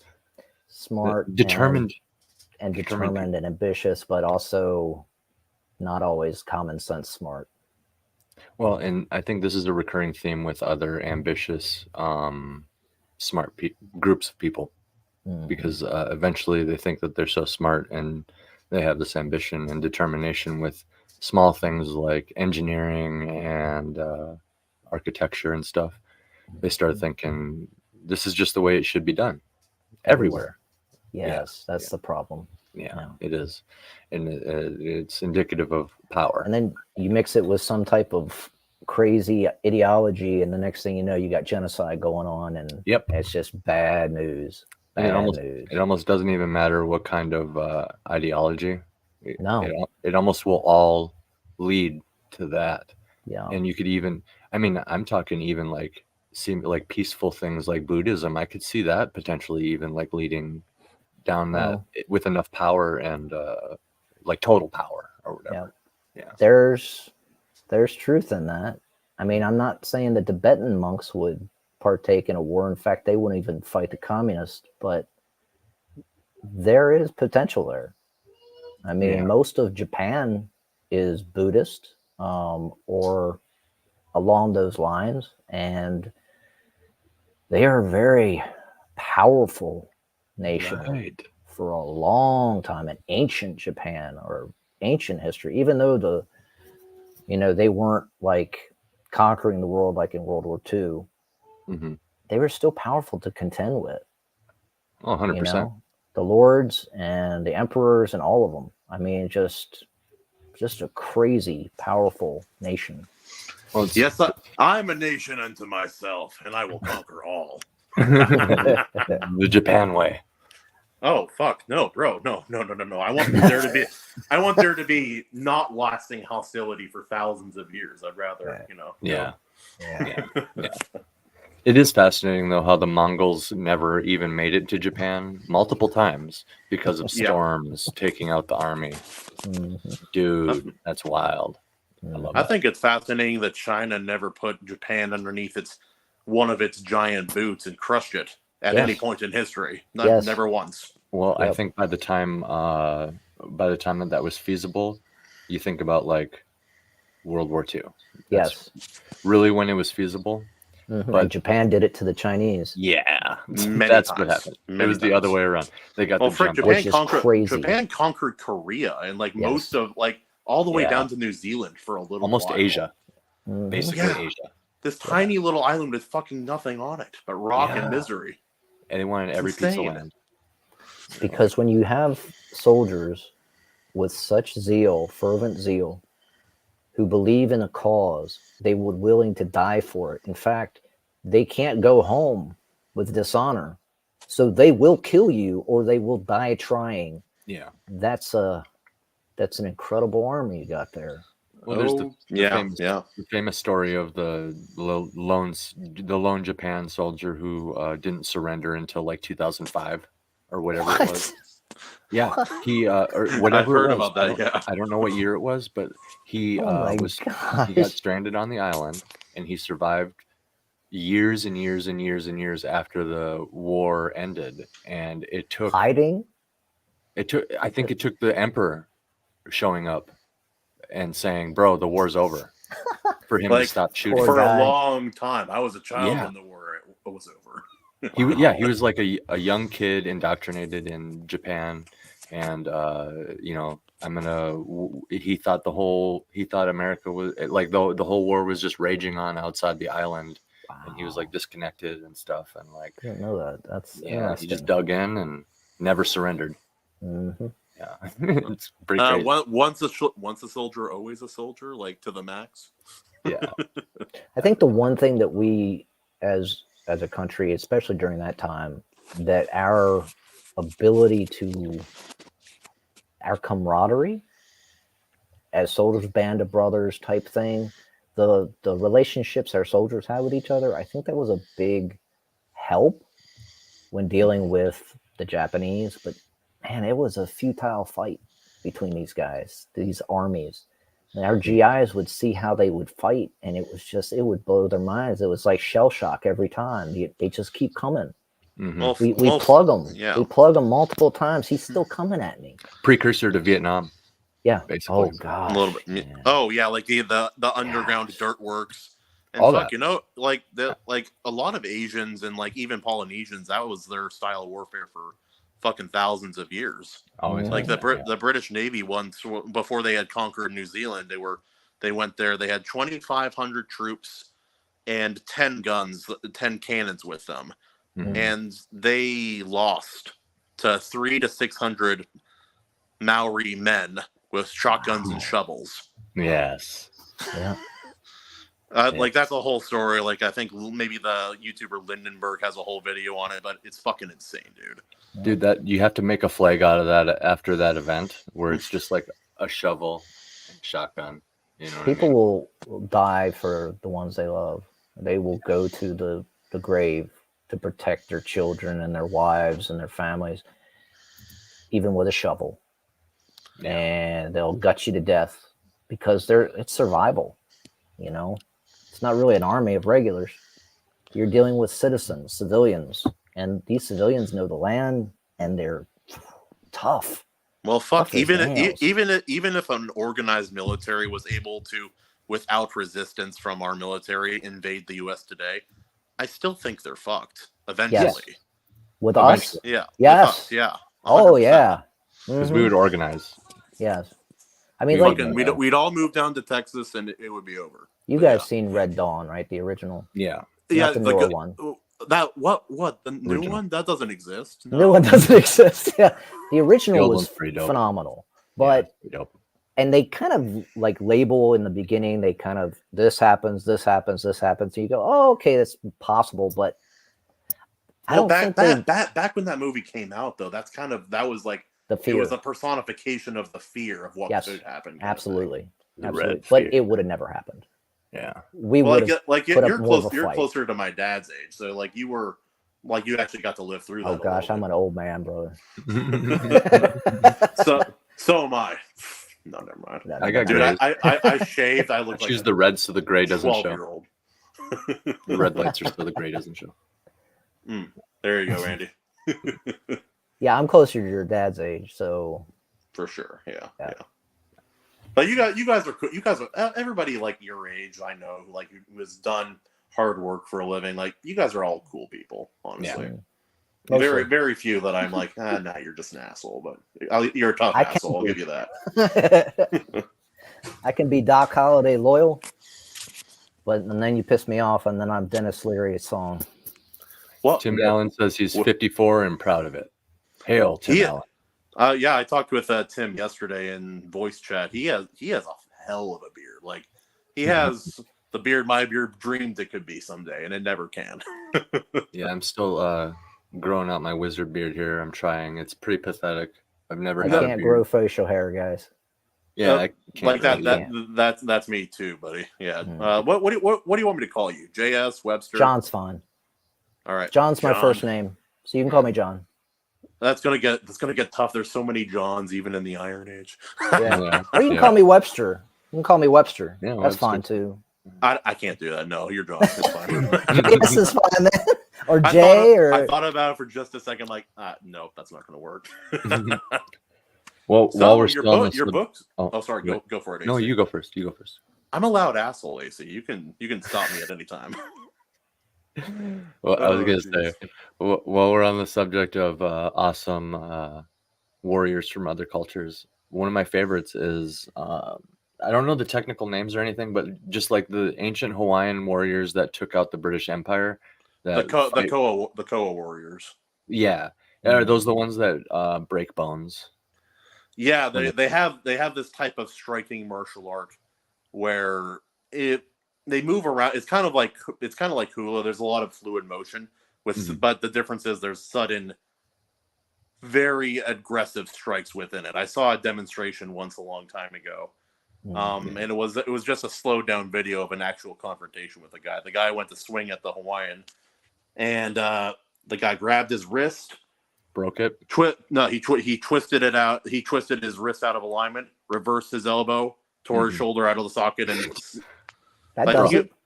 they had to slow it down to show this. But dude, fucking even small ones.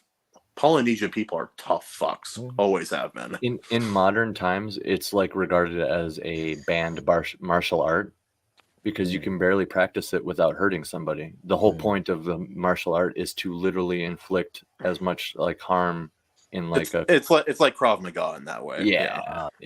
Krav, baby. So you can imagine this hardcore scene. Stuff. Yeah, you can imagine the scene where the Brits show up. You know, they line up. They shoot their guns. Maybe they get some people, but then when they get close enough to the trees, all of a sudden, all the boys come out, and it is a horror show. I bet it was enough to make them leave. Yep. They were called the Koa warriors because that was what their primary weapon was. They would have clubs and their kind of Hawaiian saw like handheld weapons, and it was made of koa wood, which is modern day one of the most valuable woods in the world. Because it's basically a root, and it takes forever to grow. It's very tight grain, and it's like one of the hardest woods on the planet. My God. But yeah, no, those guys, the British, they fled Hawaii, being chased by 3,000 canoes full of angry Hawaiians. 3,000 separate canoes? 3,000 separate canoes. Yes. They chased them. They stole their little boat, which is one of the most important things on one of those older British ships, because you need it's how you're able to go to like the shore and get supplies if you don't have like a real place to park, basically. Yeah. And so they stole that. They stole a bunch of weapons, and then King Kamehameha used those guns that he stole from Captain Cook and the British to conquer all of Hawaii after that. Oh my God. Okay. That's a little darker, but I love the whole story. But that's still, I mean, dude, I might have to write a fucking I might have to write a RK Chronicle about that. Bro, I'll help you out. Like there's so much I would love stuff. that. Yeah, I would love that. It's good stuff, man. So, John, Yes, sir. You're an author. Yes, sir. Sweet. What have you written, man? I wrote 2 novels. The first one was I actually wrote it in 2012, but I published it in 2021, called Requiem of Old Glory. It's basically an end of day scenario. It's interesting. A lot of people read my book and they'll immediately say things like, well, there's zombies, and there's no zombies in my book. And I want to clarify that, because when I was coming up with the idea to create these infection, it was going to be kind of more like 28 days later. Getting what I drift. Okay, so an infection from a virus that's a bioweapon that's basically launched into 4 U.S. cities in a coordinated terror attack by Muslim extremists. What? And they would never attack us. No. So, and that's why I used them, because they would never do something like that. So, no. Anyways, so sorry. It's all right. You're all right. But it's extremists, and I actually try to explain why they're doing it. In their own minds, they think what they're doing is right, because they're extremists, they're zealots, and that's what they believe. Yeah. Well, it's true to real life, but yeah, continue. They unleash a bioweapon called Z09. It's a biological virus that once it basically explodes, it's like a gas, and anyone who breathes it in goes into a coma. And after about an hour, they wake up as a new creature, a new species. And so this is their species. The speciation is actually very unique. I created everything down to the T for the 3rd book, but it's slow moving in the fact of their evolution. So what you see on T-Day, which is what I call it in the 2nd book, it's the outbreak day. Oh, okay. You get hit in the very first story. Is called Operation Zebra, and its first part. It's in San Diego, and you see the explosion from the Muslim, and then the next thing you see is SWAT in San Diego, and they're going to take care of business. And so you get dropped right into the action, and then it just keeps moving. And then after part 1 is finished, part 2 is in Vegas. Vegas is kind of like a double story between I think my dog is kicking down my door, and she's a little dog. You go to Vegas, and there's 2 stories, main stories. It's about this guy named Carl, who has a friend who's stuck in Vegas, and so he travels from Ohio to Las Vegas in the middle of an apocalypse to save his friend. And then the other part is about a guy named Hart, who is the overseer of security in this semi-nice casino hotel. All right. And he, as soon as he realizes everything is going nuts outside, he locks down the hotel and he saves everyone inside. And then that's cool. It's kind of a message of hope, of people coming together, working together. Like the best of humanity in crisis. Within this hotel. Yes, in this hotel. And Yes. And Like a when street Carl level hero. shows up, because this girl Emily which is his like not sister, but they're really close, is staying in this hotel. He comes there to save her, and so he meets Hart and he works with them. But then it's a to be continued. Okay, you drop you on a cliffhanger, and a lot of people are so ticked at that because you got to come back to the second book. It's a good strategy, but you probably will lose a couple of people with that, depending on their temperament. Yeah, I did. Yeah. The third story, part 3, is in Baltimore City. I actually grew up in Harford County, Maryland, which is literally about 30 minutes from Baltimore County and about 40 minutes from Baltimore City. Sorry, my dad just got back from a ride. Oh, cool. You're good. And so Baltimore is about 2 sisters, 2 women who have been best friends their whole lives. They're not twins, but one's older, one's younger. And it's Sarah and Becky Miller. These are regular names, guys. Regular people. And that's what I was trying to do. American names. Americans. Yeah, very, very, very typical. Nothing wrong with that. And they are working together. I haven't gotten to Remnants yet, but they're working together to well, I'm sorry. Let me start over here. Sarah's a nurse, and she's at the hospital dealing with the quarantine issues and the infection. So this is also in the middle of the action. And Becky is stuck at her workplace, which is far away, and they get separated because of the outbreak. And so Sarah, with the help of a police officer from Baltimore, travels across the city with these creatures. I call them the Tainted, Nice. until they get to this warehouse. And, well, Becky, this is the thing about part 3. I actually didn't know this was going to happen, but someone read my book and they had to stop reading part 3 because it's a psychological thriller horror. Yeah. On part 3, a little too stressful for some people. The guy that Becky is holed up with is evil, and so he's a sociopath. And so, is it kind of like a home invasion thriller vibes? A little not bit? home invasion as much as imagine waking up and the whole world is ending, and the person that you're stuck living with is a mass murderer or a serial killer. It's that vibe. And it's the even if you're the last person on earth, I don't want to be with you kind of situation. Right. Yeah. But it's worse because it's a female with a guy who is a deviant and a sociopath. Yeah. And so that's a poor combo. It's a bad situation, guys. And so by the time, I don't want to give up the story, but it's about these sisters, and the story is called The Golden Locket, and it's about their bond. And in the third book, which will be completing their story, I'll be talking a lot about her grieving and dealing with, because Becky ends up getting killed, and she'll be dealing with this and the stuff that happened as a result, the consequences of that, because you're a nurse your whole life, or, for many years, saving people's lives, and then everything changes in an instant. You lose everything, and you lose the closest thing you have in life, and your sister.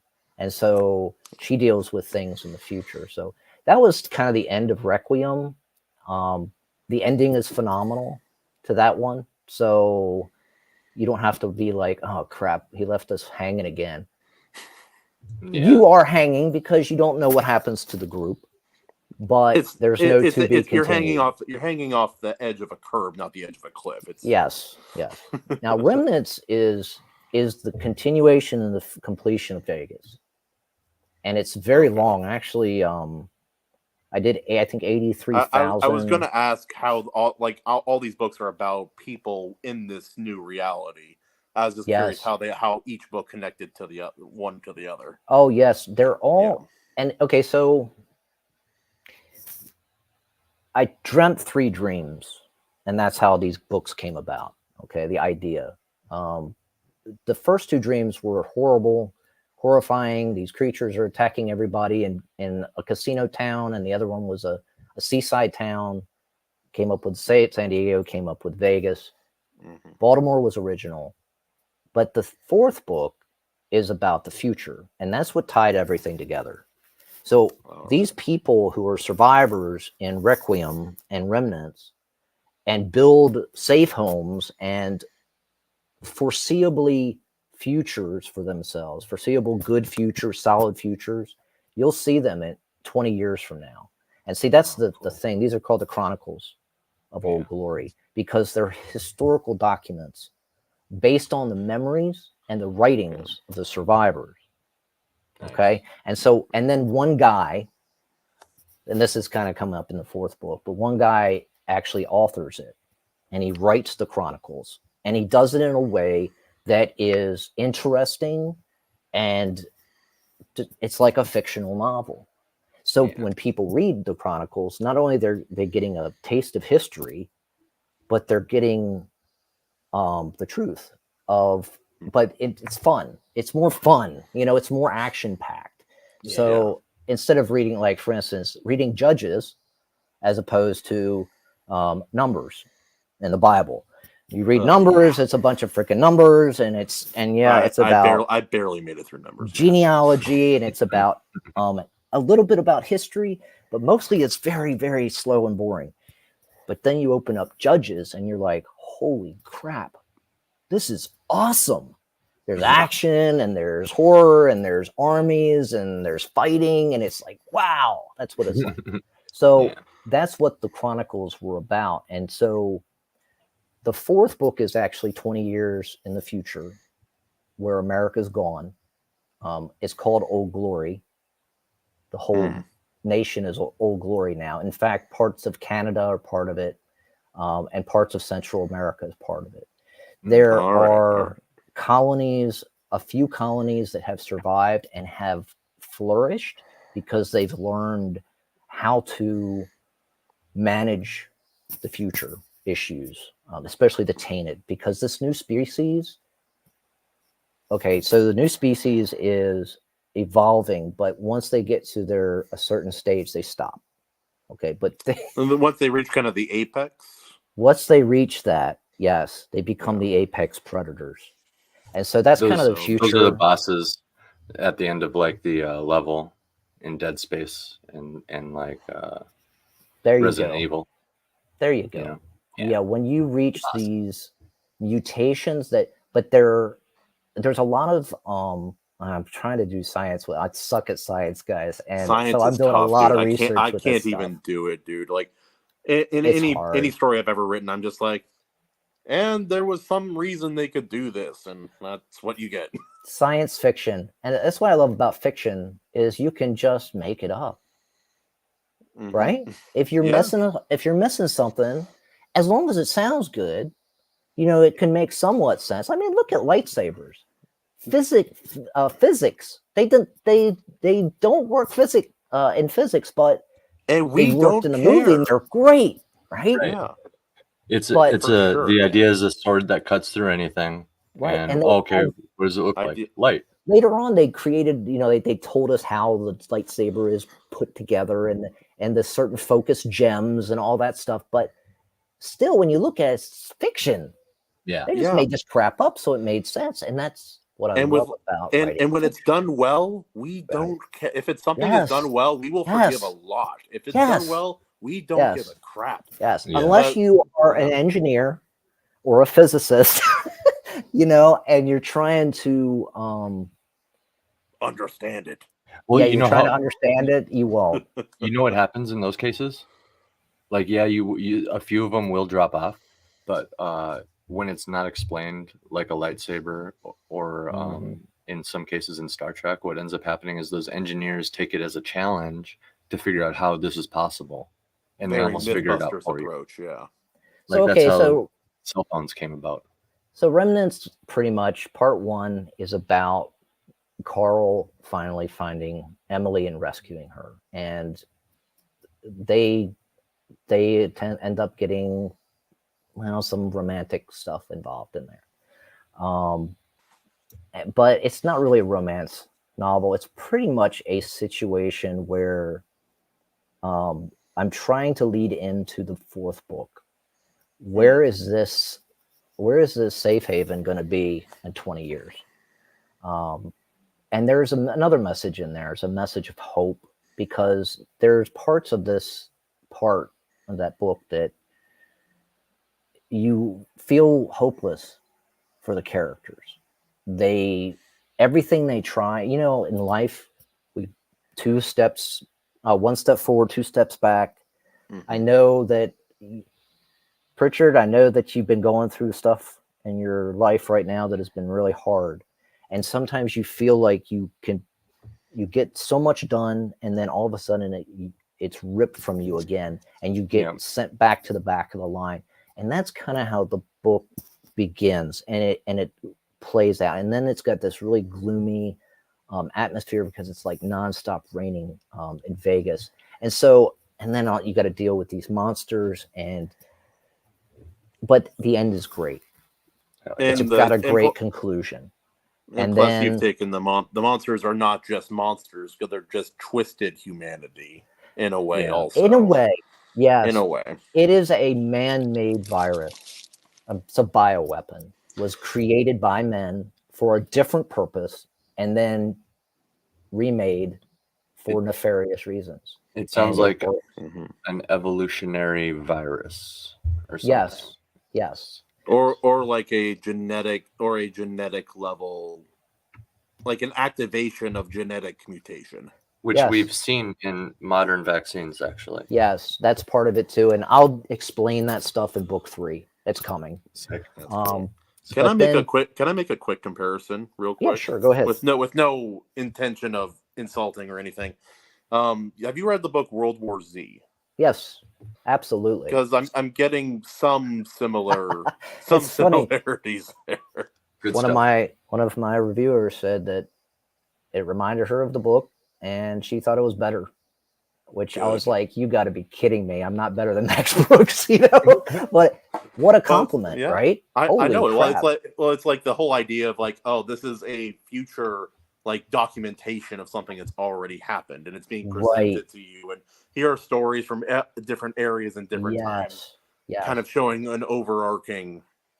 I wasn't trying to copy him at all. In fact, he spent a lot more time with the politics and a lot of the current event stuff that was happening in the different places. There was a little bit of action in there, like the not like the army movie, trying to fight a million or a billion zombies with rocket grenades, and I'm going, you guys are idiots. They're just gonna crawl after you, But I mean, honestly, though, my books are more action packed, less drama, more action. The horror comes in part 2 of Remnants. You get an up close. Well, you get a little bit of it in Requiem. I mean, in part 1, but in part 2, you are going to get a firsthand look of what a mutated alpha tainted looks like, and then you're going to realize, holy crap, we're playing a different game here. So, and the thing is, and what I wanted to also paint from the book 1 to book 2 is the reality of how much people lie in the media, and how they lie even voice to voice. Like you'll hear something on the media, and then you'll tell a friend, and they'll tell a friend, and they'll tell a friend. No one really understands these creatures. Okay, there are people studying them, but I haven't included that yet. So it's a slow progression for the reader to really understand. So you're in book 1, you're going to be like, oh man, these things are like, they're like 28 days later. We can just avoid them or whatever, and they'll die on their own. That doesn't work. Okay, they're not dying on their own. Okay, and that doesn't happen. These things are a new species, and we know nothing about it. Yeah, just right off the bat, just new species versus zombie infection. There's huge differences right there. Like you very well could just hide out for like 1 year, and they will decay. The zombies. They'll get slower. They'll shamble more, right? Yeah. They'll be slower, softer. And even depending on the zombies, like there's always like there's the idea you could just wait them out outside of a few franchises. Not the case here. No, yeah, these it's worse. But sorry, listen, guys. As you get through the books, you're going to realize quickly that there are ways to survive, and the only way you're going to survive in my world is together. You're not going to do it hiding in some bunker by yourself. Now, you might survive by yourself, alone, in a bunker, but you're not going to flourish. No. You're going to go crazy alone in that bunker. The people join together. They fight together. They won't take no together. And I kind of wanted to, part 2 of Remnants, you're dealing with the aftermath of San Diego, and you've got this one SWAT guy named Carter who is racked with guilt because he's the only guy who escapes at the end of the book, and he's dealing with guilt of leaving everyone else to die, and he's got this false perception going on. It's a false perception of demeaning himself and feeling guilty and feeling like he's got to seek redemption or something because he's just completely consumed by this. And he meets up with these Navy SEAL guys and these naval officers on the USS Ronald Reagan.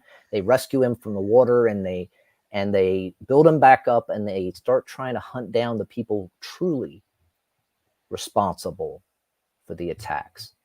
So this was my chance of saying, this is America. We don't lay down when we're attacked, right? Yeah. So these guys step up and they hunt down these leads it's kind of coordinated into Baltimore. There's some connection there now. You're getting some connections between the places, and they're hunting down the true conspirators behind these deadly attacks that have, by the way, wiped out most of America by this time, because a month has passed between part 2 of book 2 and part 1 of book 1. About a month has passed. Oh, okay. So it was fast. It was yes, and it's a couple weeks. But see, there's a reason, and everyone asked me at the end of Requiem, why in the world didn't the federal government step in? Why didn't the army step in? Because of who is behind the attacks. It's all leading back to a very nefarious, dark group, an entity that has been working against American interests for decades, and that's BlackRock. where it's not BlackRock, but it's similar to that, but it's worse. Because I would love if the stream just like technical difficulty gets shut down right now. Yeah. Because it's all going to come crash. In reality, that's really what it is, isn't it? Yeah. There's usually some group that is working behind the scenes to destroy everything. And so in this story, you get a glimpse of what this group is. It sounds like a cheap conspiracy novel at first. In fact, I make fun of myself in my writing. If you see it, you'll laugh because I'm actually making fun of how simple it is. But it goes deeper. And in book 3, I'm writing right now, it goes a lot deeper. I'm going back to Baltimore. I'm uncovering a little bit more deeper into the source behind the information that the USS Ronald Reagan were seeking out. And it's going to be exciting. And there's going to be a lot more horror elements where you're going to be going, oh, crap. Here we go again. Oh, they're going into a dark place. No. This is not good. We know where that is, and we know what's in there. And so this is going to be more of an edge of your seat horror thriller. But then I'm also going to include parts that are going to be a little bit contradictory to that. Like I'm going to open up with this book with a happy ending in the prologue. All the prologues I've written have been about either the future or the present and what's happening, or at least what's happened. Yeah. And the third book's going to open up with a very pleasant prologue, and you're going to be like, what the freak am I reading? A romance novel? It's like, let's get past the happy ending right away. Yes. Right before we I go want into you the to understand that world. there is a happy ending, guys, in my books. You're not going to get nihilism in my books. It's an important promise to make, because a lot of what a book is it's a promise of something to the reader, and some authors are more or less obvious about it than others. And plus, some people want to see the destruction of the world. You know, they love it. Yeah, they do, and I can't stand those kind of books. Like, if there's no light, then the darkness doesn't mean anything. There's nothing to be destroyed. Anyway, I will say this: there is one happy ending in my book. Out of the three, you dirty boy. Just TMI, so my friend. We get the diversity. Is there a part of the lizard chapter that I haven't gotten to yet? I'm really excited for you to finish Mortal's Ascent, Kahuna. I want to hear what you think, especially knowing. I mean, I know a lot of the Iron Age is really about the hope and positivity. I can get behind that too. But God damn, if there's not something so fun, there's something so fun about just getting in that gritty, dark tone. And, you know, I'm not a hopeless person, and I'm not trying to be hopeless or come off that way in my writing. I'm trying to do something else. But you're expressing yourself. Yeah. Brother, you've got your own voice. I mean, I have this relationship with death. I'll just say that. You know, like I lost my dad. You lost your dad, right? And my son. And I didn't know that. I did my cousin. Know that, man. I've lost many people in my life, you know? So it's like I can understand why all my stories can go to a dark place of mortality. There's nothing wrong with that. Yeah. I try to you know, because like I said, I'm not a negative, hopeless, nihilistic person. So like the happy ending, I said, like, I'll use that as an example. Like, it's like you follow this character and he's rediscovering like his humanity. He's fighting for the wrong side. We'll say that. Like, you can imagine the bad guys, right? But he just, through the sheer horrors of what he's witnessing, he kind of his memory starts coming back, basically. And as the story goes on, he comes back, you know, and the whole thing is about him saving somebody. You know, just a specific person or just someone. You don't have to give that away. My dumb brain asks questions, man. I'll say this to him, just someone, and there's no indication in the text, but these are historical. Okay, all three of these stories, like I use the word chronicle too, for my stories, right? But it's not like a firsthand, direct written thing like you're doing. Mine is like, these are historical stories that exist in this world, kind of thing. Not necessarily like legends, or not myths, but legends. A little bit of sarcasm, but I mean they're mostly truthful. You know, like if you look at like even in our modern world, like go back to World War II, the storming the beach of Normandy. It's everything legendary. About that whole thing is legendary and mythological in every meaningful way. Absolutely. In AC, I was getting that impression. I'm like, well, I was reading it, like, if you don't mind, I was reading the most of the first part of your book, that first story with the Lizard Queen and such. That's just what I'm calling her because I'm bad with remembering names. But anyway, and I'm like, this is not just a day in the life. This is one of those days. It's like the day. Like, that's awesome. This day, this big thing happened, and this story is about that thing happening. This actually that actually like sounds like fun writing, because you're basically just immersing yourself in whatever facet it is, if it's romance or action or horror, and you're dropping right into it. I love that stuff. That's great. I'm gonna buy your book next, but I gotta read Sean's book first. So I highly recommend Sean. Yeah, I like Sean. He's a good guy. Sean. It's a whole muscle of writing. Is it Rollins?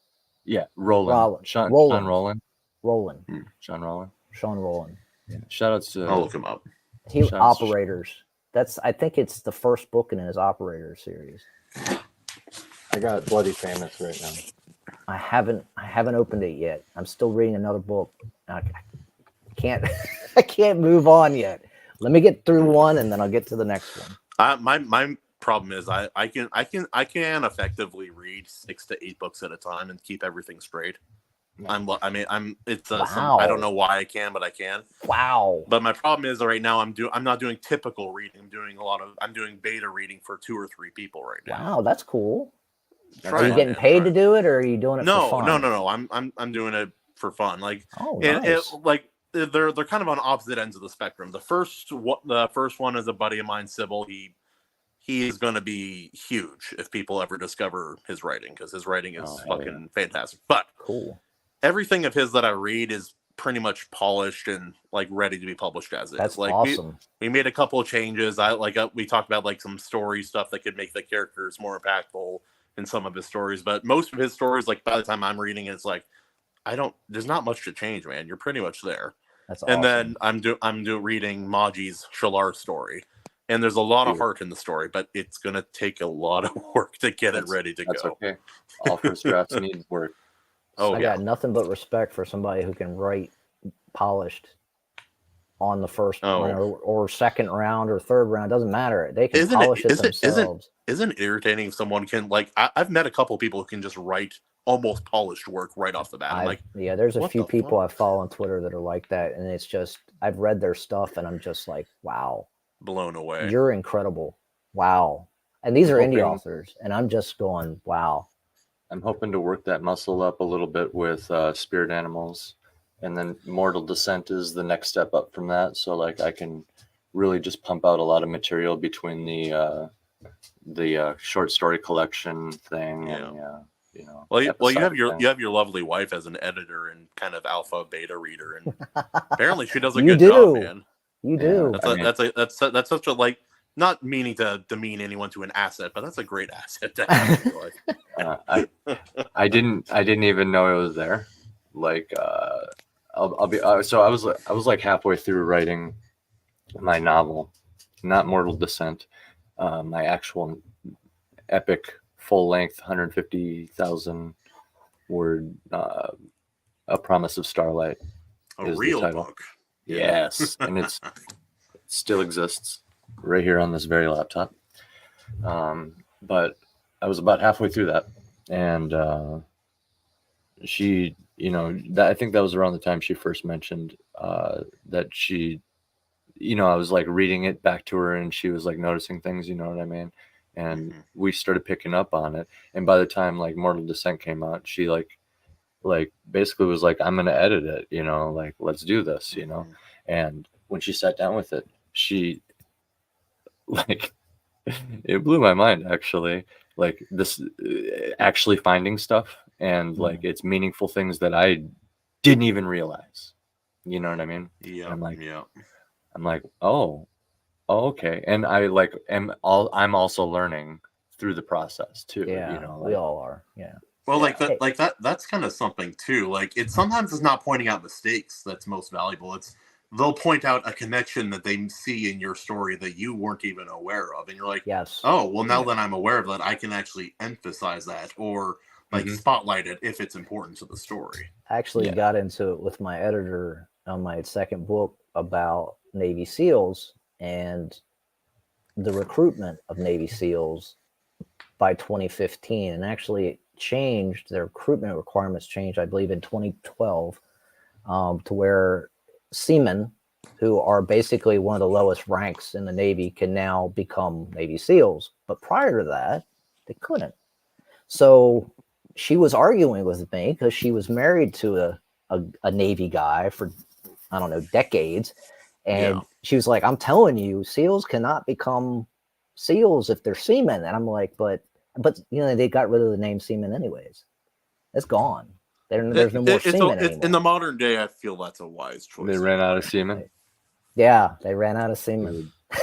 Should have seen when that boat tipped over. There's semen everywhere. There's semen spilled all over the deck. Oh my gosh! Have you guys seen far. Have you guys seen The Campaign with Will Ferrell and Zach Galifianakis? No.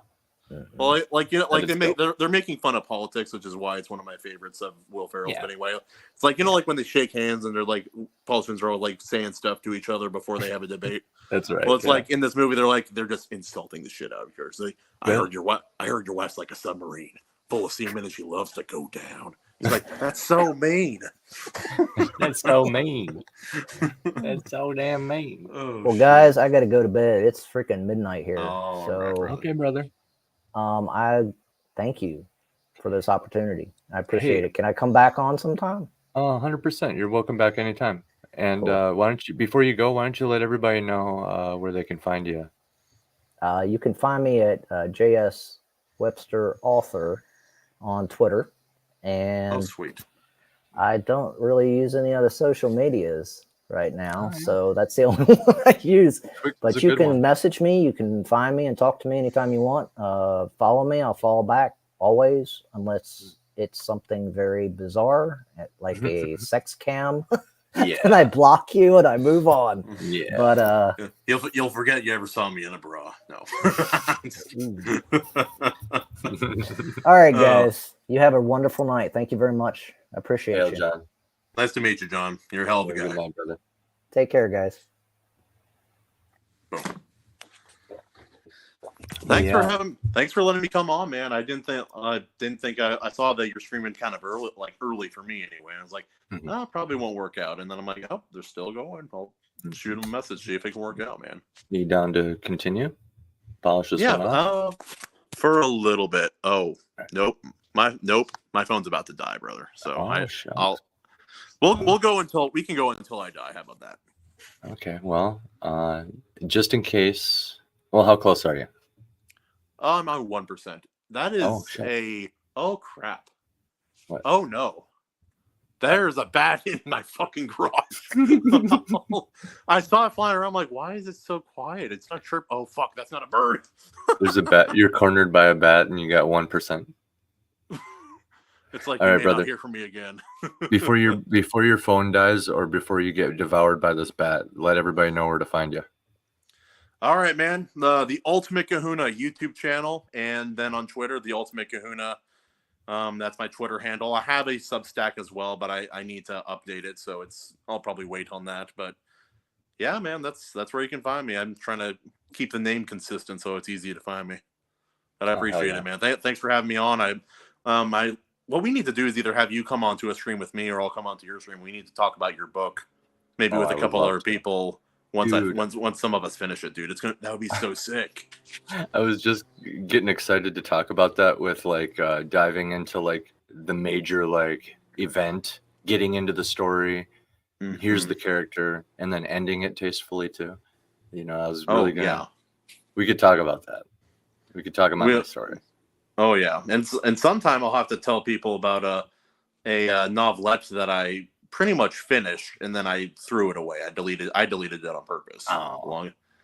It was after my divorce. I basically took my divorce and sized it up to a fantasy kingdom, where a magical queen and a powerful king have a divorce, and it's just the upped version of the divorce. Basically, I read it. I'm like, I can't release this. This is very, very dark, very, very personal. There's no light in this story at all. It's probably good. It could have been therapeutic for you at the time. So yeah, I'm glad it existed for you. You know what I mean? It was probably therapeutic. If there's some good world building there, you could still use that for future things.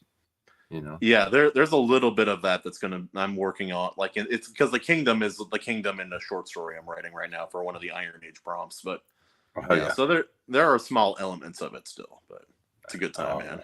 Those prompts are great. Yeah, I love that. I'm doing the creepy Harlequin kind of clown guy. That's the prompt I'm working with now. It's gonna be good, dude. I'm excited to read your spirit animals, man. That looks so fun. It's done. Just needs to be edited. Oh man, I'm excited. Hell yeah, brother. Since it's free, I'm excited to hear what people think about it too. Oh yeah, it's a good time, man. Yeah. Well, you have a good night, brother. Always a great time talking to you. You too, AC. Tell your lovely wife good night, and hopefully the little one stays asleep through the night. Yeah, she said she's sorry that she couldn't come back, and she can't wait to talk to you guys next time and stuff. And it's been great to have you on, all that. So. Oh, for sure, man. Like anytime, like anytime you have a stream and you need another person, shoot me a message. If I can come on, I'll come on happily anytime. Oh, hell yeah. You know it. Absolutely, man. Well, have a good night, AC. Thanks for having me on, Stay safe brother. from that bat. Charge your phone. I have no idea where it went. Well, I'll take that as a sign. That's pretty amazing. Okay, so you can find me on Twix at _C_Pritchard. You can sub to the pub on YouTube at Pritchard Pub. You can find my debut fantasy pulp short story collection, Mortal Descent, on Amazon at amazon.com/author/AC Pritchard. And you can find my new free Spirit Animals. It's a progressive fantasy coming of age story. You can find that this Halloween on my Substack at AC Pritchard also. And you can follow my lovely wife on Twix at Moonzilla Tarot. And until next time, I'll see you guys later. Peace.